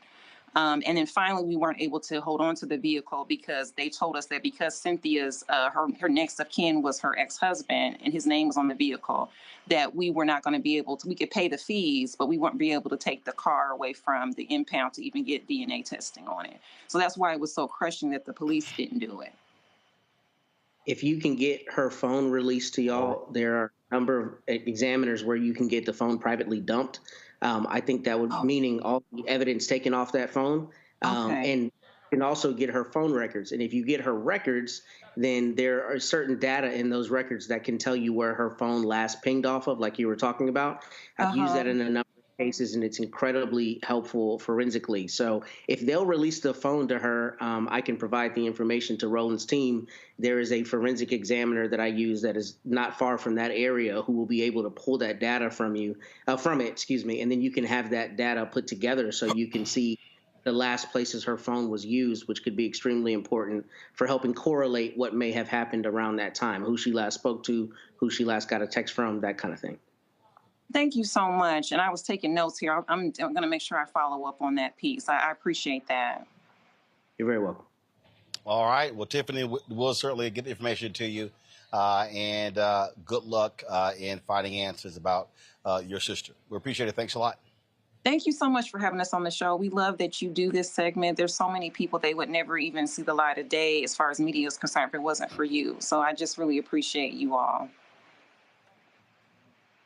We appreciate it. Thank you so very much. Folks, that's where you can get information with regards to trying to find Cynthia. Going to a break, we come back. A Republican MAGA candidate literally uses AI and the voice of Dr. King to endorse his candidacy. We're going to play it for you when we come back. You're watching Roland Martin Unfiltered on the Black Star Network.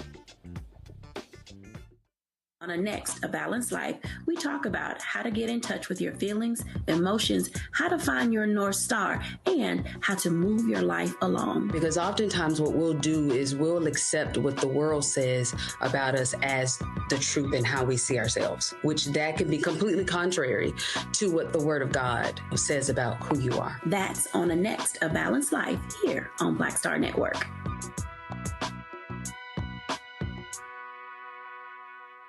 When you talk about blackness and what happens in black culture, we're about covering these things that matter to us, speaking to our issues and concerns. This is a genuine people-powered movement. There's a lot of stuff that we're not getting. You get it, and you spread the word. We wish to plead our own cause. Too long have others spoken for us. We cannot tell our own story if we can't pay for it. This is about covering us. Invest in black-owned media. Your dollars matter. We don't have to keep asking them to cover our stuff. So please support us in what we do, folks. We want to hit 2,000 people, $50 this month, raise $100,000. We're behind 100,000, so we want to hit that. Y'all money makes this possible. Check some money orders. Go to P.O. Box 57196, Washington, D.C. 20037-0196. The Cash App is $RM Unfiltered. PayPal is R Martin Unfiltered. Venmo is RM Unfiltered. Zelle is Roland@RolandSMartin.com. Hello, we're the Critter Fixers. I'm Dr. Bernard Hodges. And I'm Dr. Terrence Ferguson. And you're tuned in to Roland Martin Unfiltered.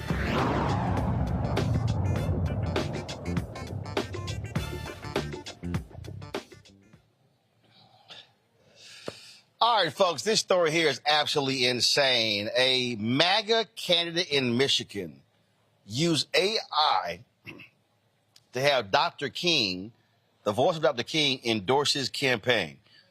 Anthony Hudson dropped this insane ad. I have another dream. Yes, it is me, Martin Luther King. I came back from the dead to say something. As I was saying, I have another dream. That Anthony Hudson will be Michigan's 8th District's next congressman. Yes, I have a dream again. Okay, now I am going back to where I came from. Goodbye. My name is Anthony Hudson, and I approve this message. Hudson has since deleted this from his TikTok. Matt, what the hell? This is horrible. First, I don't know how anybody on his team thought this made any sense to release this ad, how they did not immediately think this was a horrible decision. It doesn't sound like Dr. King. I mean, same cadence, but it's very obviously not his voice.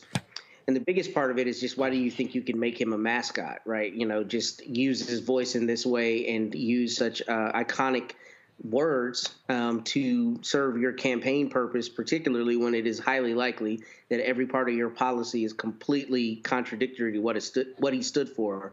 I think it's disgusting, and I'm surprised somebody on his team did not tell him to not release this ad. Utterly unbelievable, Julian. I was sitting there cracking up, Roland. I mean, it's not funny because it's abuse, but it is funny because, first of all, anybody who's alive knows that Dr. King is not. And coming back from the dead is not something that human beings do. This man has to have lost his whole bloody mind to have done such a thing. And I agree with Matt. I mean, he must have a campaign team. Who told him that this was acceptable? Who told him that it was going to fool anybody? Because it probably hasn't. Who told him anything? This is just a bloody fool, and he has proven why he's unworthy to hold public office. Again, like I said, when I first heard it, I just started giggling. I'm like, really? You really think you're going to get away with that? But the bigger picture, Roland, is AI and some of the challenges and distortions that it can cause. We've already seen several celebrities say that their voices were used in ways that they would not have approved of. We know that people's likenesses have been used in ways that they would not approve of. legislation is always years behind actual innovation. But this is not innovation, and we really do need to have somebody, the Congress particularly, perhaps rather, and certainly at the state level, look into this use of AI. It's abusive, and it can be very distorted. I don't think anybody's fooled by this silly commercial, but I do think that there are instances where people have been fooled. Kelly. To Julianne's point of people being fooled by AI, it happens every single day. I mean, scammers can call you sounding like a relative or somebody that you think you might know, or somebody who claims to know a loved one. You know, I've heard such things as, your loved one's in jail, or we've taken them hostage, et cetera, et cetera. So that lane of AI already exists, and it's absolutely disgusting. To Dr. Malvoy's point, it is absolutely disgusting to use it in that way. But back to the clip, I am thoroughly convinced, and no one can convince me otherwise, that Republicans in the MAGA camp have a humiliation kink. There is no other way to explain the unexplainable, that is putting something like this out there, knowing that it's fake, knowing that you're going to get traction from it, knowing that you're going to get, viral likes and all of these things. But the humiliation that underlies that, you got to get off of on it. You have to, because otherwise, why? Right? I think that things like this, Marjorie Taylor Greene talking out the side of her neck all the time, other Republican and MAGA people who just say things for a soundbite because they know it's going to get clicks. I think it's a humiliation clip, humiliation kink. You cannot convince me otherwise. So let's talk about humiliation. Yesterday, the coup leader returned to the scene of the crime, Congress. Donald Trump met Republicans on Capitol Hill. And in that meandering, crazy, insane meeting, he said all kind of wild stuff. Well, Jake Sherman, a well-regarded congressional reporter, reported that Trump trashed Milwaukee, called it a horrible city. Republicans are going to be holding their national convention there. Remember, Democrats had their national convention in Milwaukee in 2020. It was virtual, so a lot of people don't really quite remember that.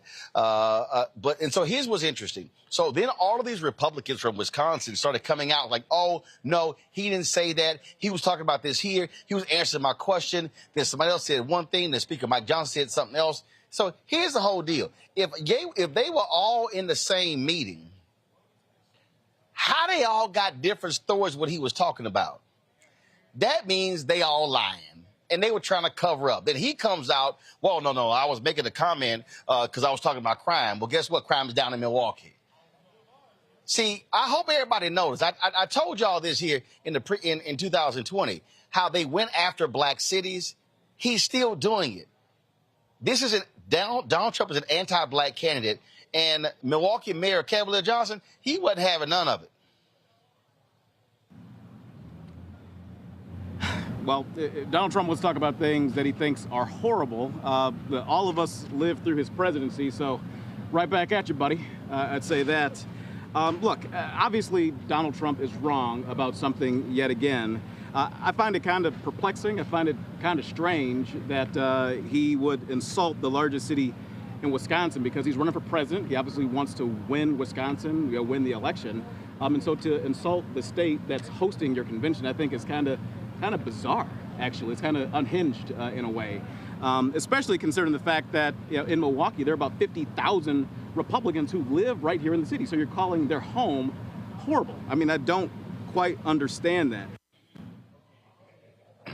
Julian, this man loves to trash black-run cities. He trashes D.C., he trashes Atlanta, he trashes Philadelphia, he trashes Milwaukee. During 2020, when he alleged the election was stolen, we know he was lying. What did he say? He said there was voting irregularities in Atlanta, in Philadelphia, in Detroit, in Milwaukee, and in fact, they paid for a partial recount in Wisconsin after the 2020 election, only in the Milwaukee area. Well, Donald Trump wouldn't know the truth, if it slept with him. He literally does not know anything about the truth. He just lies and tells more lies and tells even more lies. And so, the brother mayor out of Milwaukee was right on time when he snapped back at him, because, first of all, in the course of city governance, mayors have a whole lot of discretionary power. Now the convention is coming, the Republican National Convention is coming to Milwaukee. But there's some things that can be done because you have to. There's some things that can be done because the RNC pays for them. And there's some things that, if it was Marion Barry and President Obama as an example, a lot of courtesies would be extended that didn't have to be extended. Now, I'm not sure that Brother Cavalier is going to be extending many courtesies to the Orange Man and his team, since he seems to think the city is so horrible. And then the other thing, of course, as you point out, he loves to trash Black people, Black leadership, Black mayors, Black cities, Black countries. Let's go to the S-hole countries on the African continent that he also loves to disparage. He is anti-Black. That's not even worth discussing. He is anti-Black, but this is a case of some fool. Yes, the former president is a fool. Some fool biting off his nose to spite his face. Because, again, as I said, mayors have enormous discretionary power, and I bet you that that man will not be basically enjoying any largesse there. It was a dumb, stupid move, but what else is about? But this is what he does. And Kelly, again, when you have all these Republicans start coming out giving different stories, that means they lying. He actually said it. Oh, yeah. I just have to go back to my humiliation king comment. Like, you cannot keep doing this and knowing you're going to be humiliated, knowing that it's going to make the news, and your legacy is forever tarnished by these transgressions, and still think that it's okay. I remember when Trump was talking about Baltimore and DC and Philly, but specifically Baltimore, because Representative Elijah Cummings was still alive, and his statements against it were pretty profound. But I'm just really of the mindset that when it comes to Trump, you've just got to ignore ignorance at this point. And I really wish that the rest of America, who still has half a brain left regarding this election and the choices that we have to make therein, would really just utilize that philosophy, because we cannot keep going on like this and think that we're going to have a country left, that we're going to have a democracy left, that we're going to have left. We are taking a joke for president. Like, we are literally on the path to re-electing a convicted felon, a joke. Like, we consistently joke about this man. He is the butt of every political joke that we have. And if we go down this road continuously, we're not going to be in good standing anymore. And that's arguably if we are still there. Right. But here's the deal, Matt. For me, I'm not saying ignore the ignorance. I'm saying it has to be focused on. I think what has happened is what mainstream media has done, mainstream media has laughed this thing off. I go back to 2016. They laughed those things off. They normalized what he said. What I'm saying is, no, we're going to focus on it, because we're saying in Milwaukee, this is how he feels about you. We know how he feels about D.C. He trashes Philadelphia. He trashes Detroit. He trashes Atlanta. Folks, this is a man who wants to have retribution. He wants to penalize these places. He is going to withhold resources from places that don't kiss his butt. And so I hope it pisses the people in Milwaukee off, and I hope they vote accordingly. I'm with you 100%. I hope they vote accordingly. I hope it comes back to bite him in the butt, especially in a battleground state like Wisconsin, where he needs those votes, and those votes are on the line by virtue of them being a battleground state. And I'll say, to your point about the media laughing this off, I'm really glad you said that, because it isn't just him. It's Abbott and DeSantis and these cronies who are trying to buddy up to him, who are every day in our legislative houses, both governors and otherwise, passing policies that make real the things he's talking about. One of the things to me that has been most disconcerting that he has said recently is when he, quote, joked about being a dictator on day one. Because if you look at this country, a lot of the policy is descending into out-and-out fascism, a la 1930s Germany. I mean, people are more and more being normalized with not only rights being eroded, but with this idea that the state knows all and we need to capitulate to the state, and dear leader, what he says needs to be followed. And, I don't want to engage in histrionics, but he has said enough things like this that it should be concerning, like out and out concerning to people. So the fact that a lot of it is taken as a joke because it seems to be said tongue in cheek or is said in a joking manner, I mean, it was not a joke. It's actually incredibly serious. And I think mainstream society, mainstream media particularly, needs to put more gravity on that. When somebody says they're going to be a dictator and then they continue to make dictatorial comments, we should be concerned that they are going to be a dictator. They're telling us who they are. And I think this is part and parcel with the kind of stuff that Trump always says that's along with those lines, especially discounting those he believes to not be ideologically, on his side. So we do need to take these as serious comments, I think. All right, folks, hold tight 1 second. When we come back, a Supreme Court decision comes down. And also some sad news coming out of Rainbow Push. One of the longtime staffers, Reverend Jackson, has passed away. You're watching Roland Martin Unfiltered on the Black Star Network. Support us in what we do. Join the Bring the Funk fan club. Folks, our goal is to get 20,000 of our fans contributing on average $50 each. That's $4.19 a month, 13 cents a day. You can send your check and money order to P.O. Box 57196, Washington, D.C., 20037-0196. Cash App, $RM Unfiltered, PayPal, R Martin Unfiltered. Venmo is RM Unfiltered. Zelle, Roland at RolandSMartin.com, Roland at RolandMartinUnfiltered.com. Also, download the Black Star Network app, Apple phone, Android phone, Apple TV, Android TV, Roku, Amazon Fire TV, Xbox One, Samsung Smart TV. We'll be right back.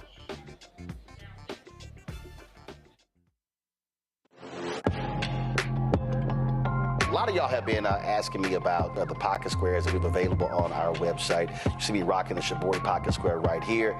It's all about looking different. And look, summertime is coming up. Y'all know, I keep trying to tell fellas, change your look, please. You can't wear athletic shoes every damn wear. So if you're putting on linen suits, if you're putting on some summer suits, have a whole different look. The reason I like this particular pocket square, the Shibori, is because it's sort of like a flower and looks pretty cool here versus the traditional boring silk pocket squares. But also I like being a little different as well. So this is why we have these custom-made feather pocket squares on the website as well.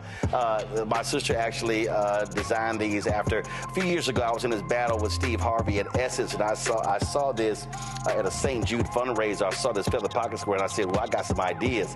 So I hit her, and she sent me about 30 different ones. And so this completely changes your look. Now, some of you men out there, I had some dudes say, oh, man, I can't wear that. Well, if you ain't got swagger, that's not my problem. But if you're looking for something different to spruce up your look, fellas, ladies, if y'all looking to get your man a good gift, I've run into brothers all across the country with the feather pocket squares saying, see, check mine out. And so it's always good to see them. And so this is what you do. Go to RolandSMartin.com/pocket squares. You can order Shibori pocket squares or the custom-made pocket squares. Now, for the Shiboris, we're out of a lot of the different colors, and I think we're down to about 200 or 300. So you want to get your order in as soon as you can, because here's what happened. I got these several years ago, and the Japanese company signed a deal with another company, and I bought them before they signed that deal, and so I can't get access to any more from the company in Japan that makes them. And so get yours now.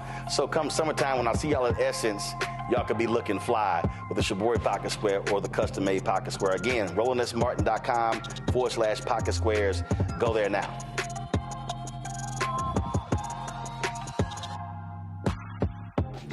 I'm Marissa Mitchell, a news anchor at Fox 5 DC. Hey, what's up? It's Tammy Roman, and you are watching Roland Martin Unfiltered.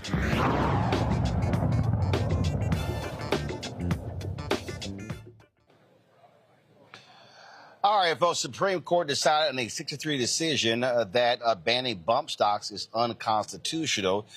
This is the latest win for Second Amendment rights folks. This is a decision that has angered lots of folks because Congress made perfectly clear exactly what this is. And so essentially, the Supreme Court said, no, we know what it is. In fact, Justice Sonia Sotomayor, who read her opinion from the bench, blasted them by saying, oh, but y'all previously said one thing about Congress making things clear, but then all of a sudden you decided to do another. Now, the majority opinion was written by Clarence Thomas. Of course, it's split along ideological lines. And this is, just goes to show you what's going on. Keep in mind, these bump stocks, that was what was used in the shooting in Las Vegas in 2017, where 500 rounds were fired rapidly. And so the Supreme Court essentially said here, Matt, that bump stocks, well, no, that's not really automatic weapons, machine gun. What the hell is it? Yeah, I haven't read this actual opinion, but I did read the New York Times article on it. And it's interesting because I find myself in this position a lot these days as a lawyer. So much of what we do is so important to look at specific wording. And that's essentially what they did with the statute. I don't agree with the opinion, but that's what they basically said, is that it does not meet the definition of a machine gun, I believe, under the National Firearms Act. And I find that this is really as much a legal issue as it is really a construction issue, to the extent that when you have a separation of powers, you inherently have a passing of the buck. And with judicial review, what the courts do is say, what is the law, and is this consistent with the law? Is this constitutional? Whatever the judicial review question is. But if you look at it here, they said essentially that a Congress would have to pass a law to regulate this. And that's really the issue. I mean, the courts should exist to be able to say sometimes what is common sense, which is if you have a bump stock on a weapon and it essentially makes it work like an automatic weapon, then it should be something that they should be able to regulate. But that isn't what Mr. Thomas and Mr. Alito said in their opinion and in their concurring opinion. And I think this is a problem of policy, and really kind of one of the things we talk about a lot on this show is, what is Congress going to do about it? I mean, we're beset with mass shootings in this country.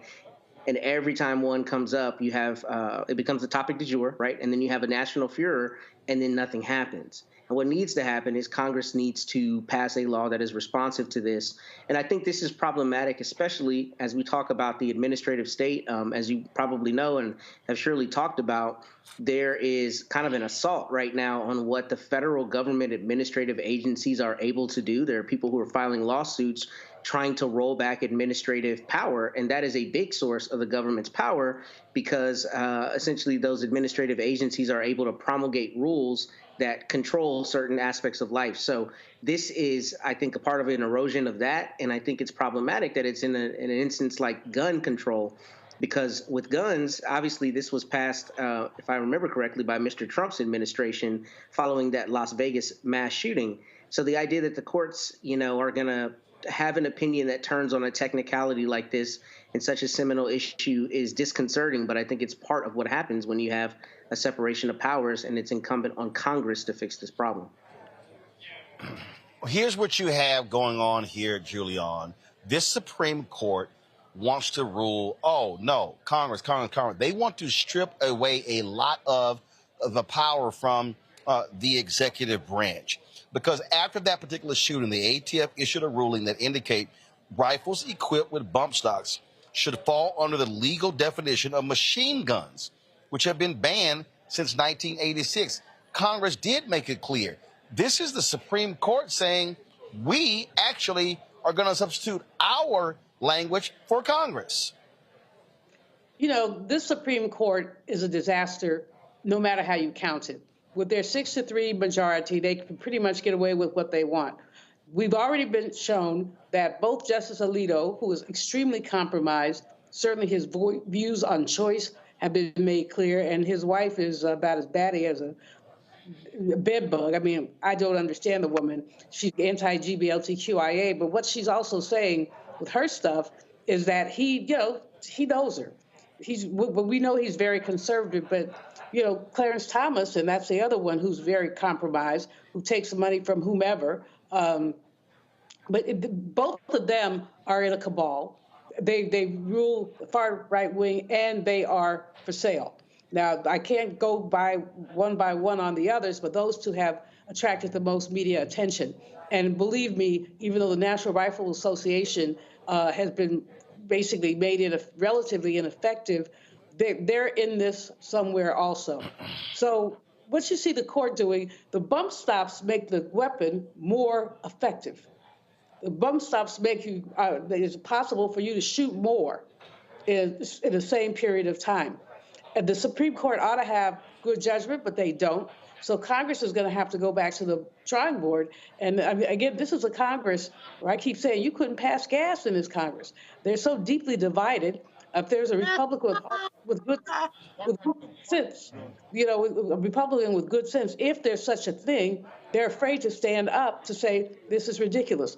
In the face of all these mass shootings we're seeing, it defies logic that the Supreme Court would do this. But then again, we know what the Supreme Court is. It's the court that the orange man wanted. It's the court that we have. Congress has to go back to the drawing board, and I just pray that we don't get another mass shooting, but more than likely, unfortunately, we will, and the victims more than likely, unfortunately, will be innocent children, etc.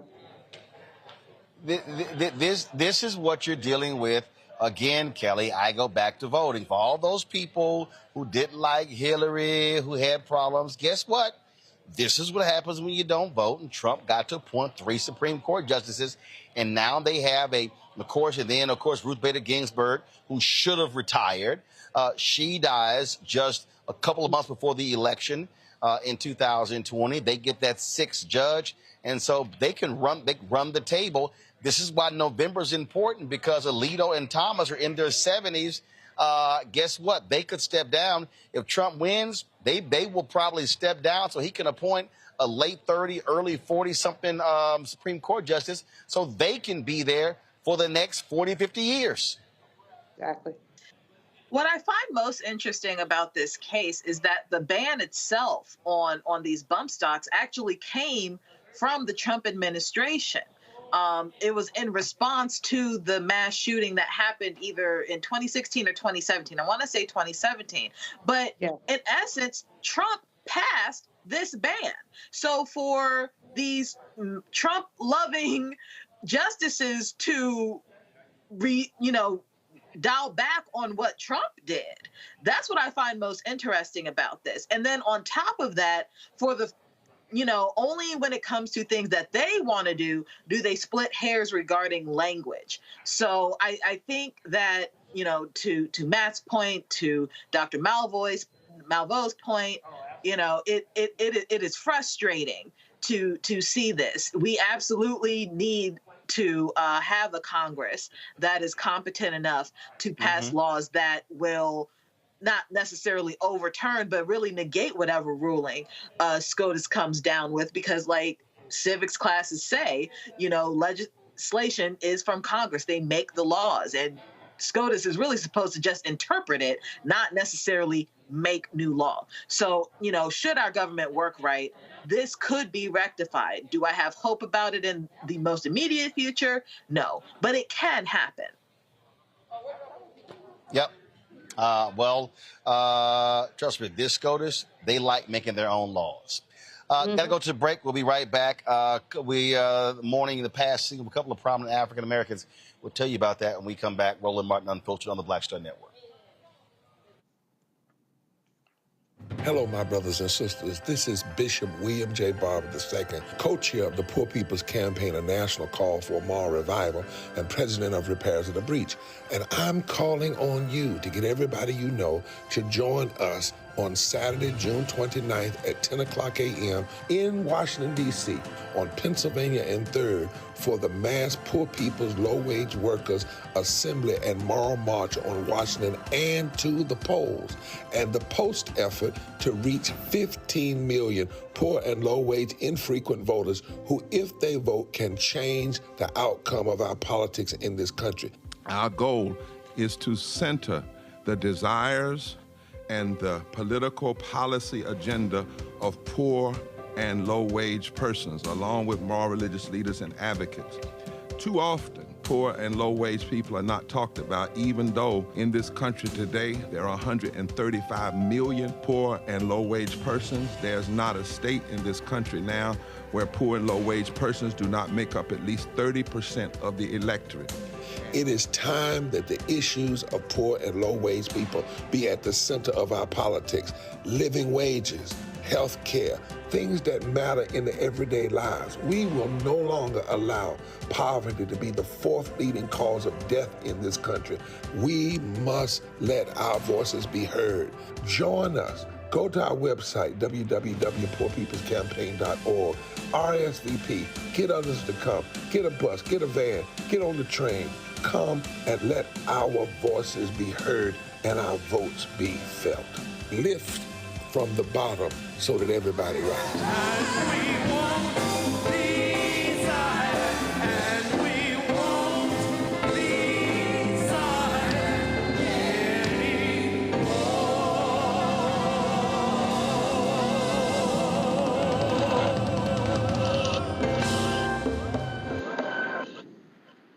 I'm Jo Marie Payton, voice of Sugar Mama on Disney's Louder and Prouder Disney Plus, and I'm with Roland Martin on Unfiltered.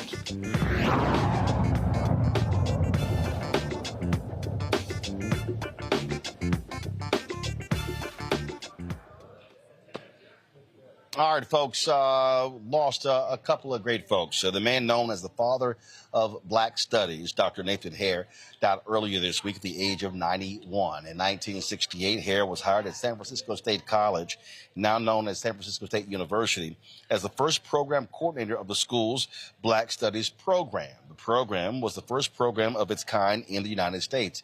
He is credited with coining the term ethnic studies to replace minority studies and was a productive researcher and scholar, publishing several books with his late wife, Dr. Julia Hare. In 1979, the pair founded the Black think tank to address the challenges within the African-American community. 10 years earlier, he founded the Black Scholar, a journal of Black studies and research. Dr. Nathan Hare became an ancestor at the age of 91. Julian, when there are people who are in academia, with a lot of people don't know about, but they play a huge role in terms of what we see in public discourse, public policy, and there's a long lineage of people who came through, who really, have done amazing things because of the work of Nathan Hare, Dr. Nathan Hare, as well as Dr. Julia Hare.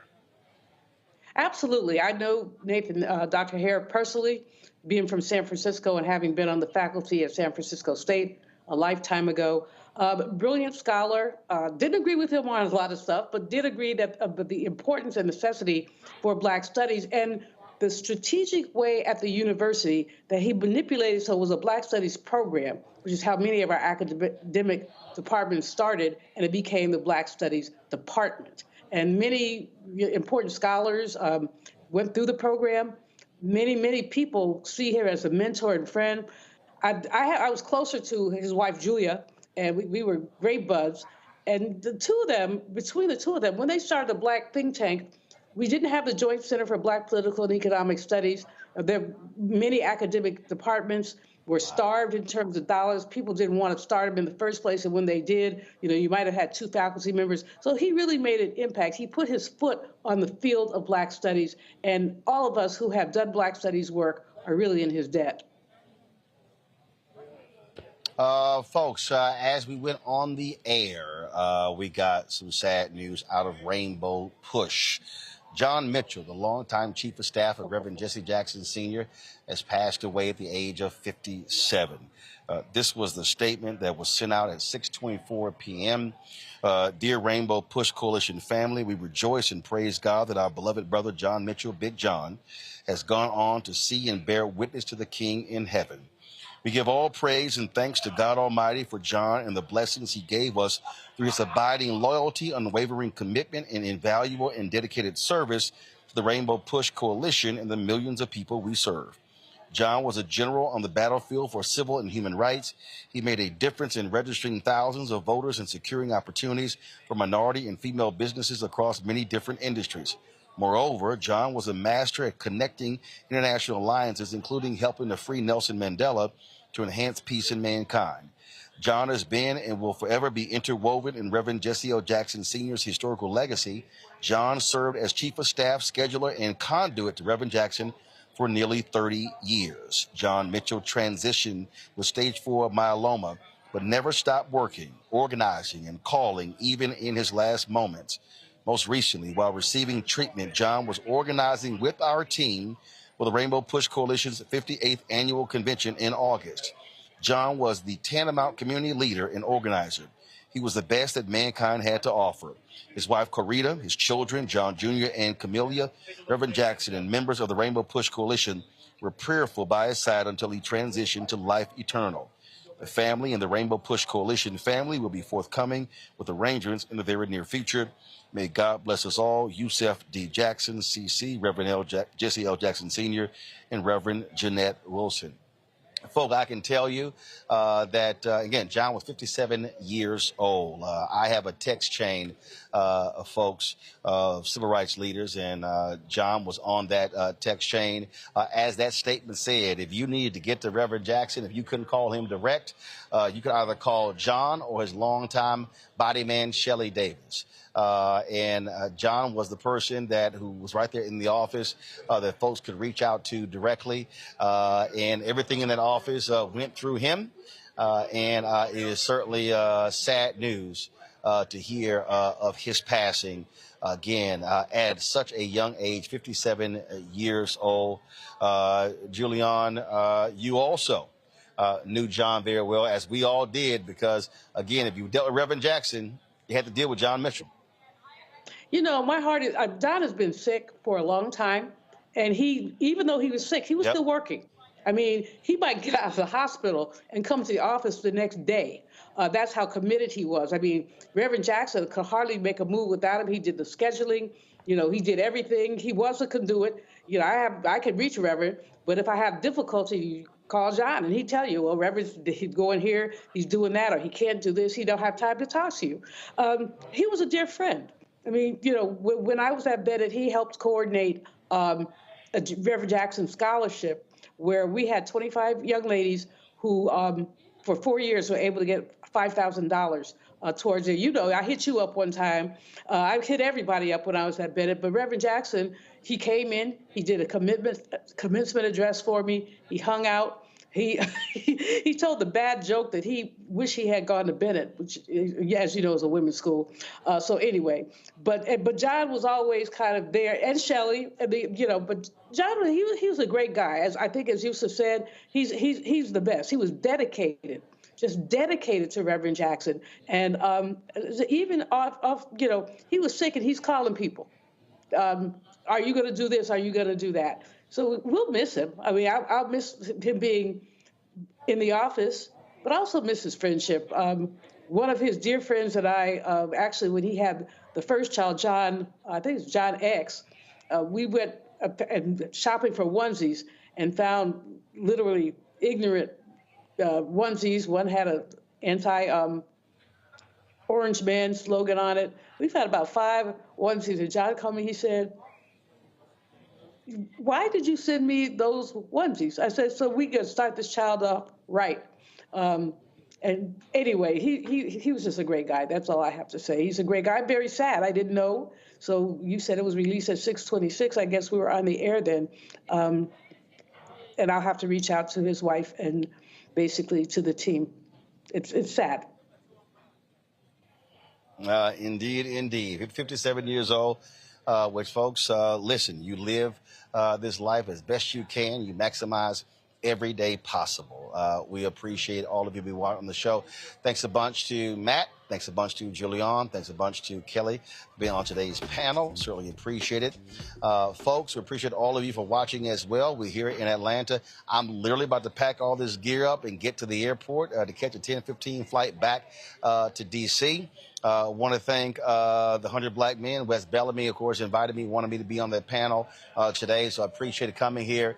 And, of course, we're here covering the Vice President's remarks. We're going to be restreaming that discussion she had with Steve Harvey here at the 100 Black Men of America later this night. So if you want to see it from earlier, go to our YouTube channel, go to the Black Star Network app because we have it there as well. So we appreciate all of you. And please, your support is absolutely critical. I can't tell you, I was having some conversations with some of the brothers with 100 Black Men about the need to, as we continue to fight for Black-owned media dollars. And with campaigns, we're fighting it with these agencies and all of this because we know our platforms matter. And so the reality is those resources are critical, but also your support. We purposely don't charge a subscription fee for this show. We could have. People have told me that's what I should have done. But the reality is we wanted this to be access to as many people as possible. So your support helps. And so when you join our Bring the Funk fan club, you're making it possible for us to be travel places like here, to be able to have the gear that we have. I told you this live streaming unit we use right here, that's $20,000 right there. And we got to pay monthly fees to be able to utilize the technology. But guess what? That's the top of the line unit. All the networks have the exact same thing. And so we are doing something that nobody else in Black-owned media is doing. And I'm going to tell you what happened earlier. Okay, when I had the session, we went in there and they told me that the session, our Black Vote session was being recorded. And then I walked in there. I didn't see any cameras. And I was like, hey, what's going on? And so I said, hey, hold the panel. Give me 5 minutes. And so, boom, pull the stuff out, set the camera up. We went live and we live streamed that particular session. Nobody else in Black-owned media is doing this, folks. Nobody. Not Black Enterprise, not Essence, not Ebony, not Rolling Out. Not Blavity, go down the line. We are literally on the ground covering stories all around the country, bringing you information, bringing you rallies, bringing you congressional hearings, bringing you all sorts of things that impact Black America. And so your support is critical. So please support us. Send your check and money order to P.O. Box 57196. Washington, D.C., 20037-0196. Cash App is $RM Unfiltered. PayPal are Martin Unfiltered.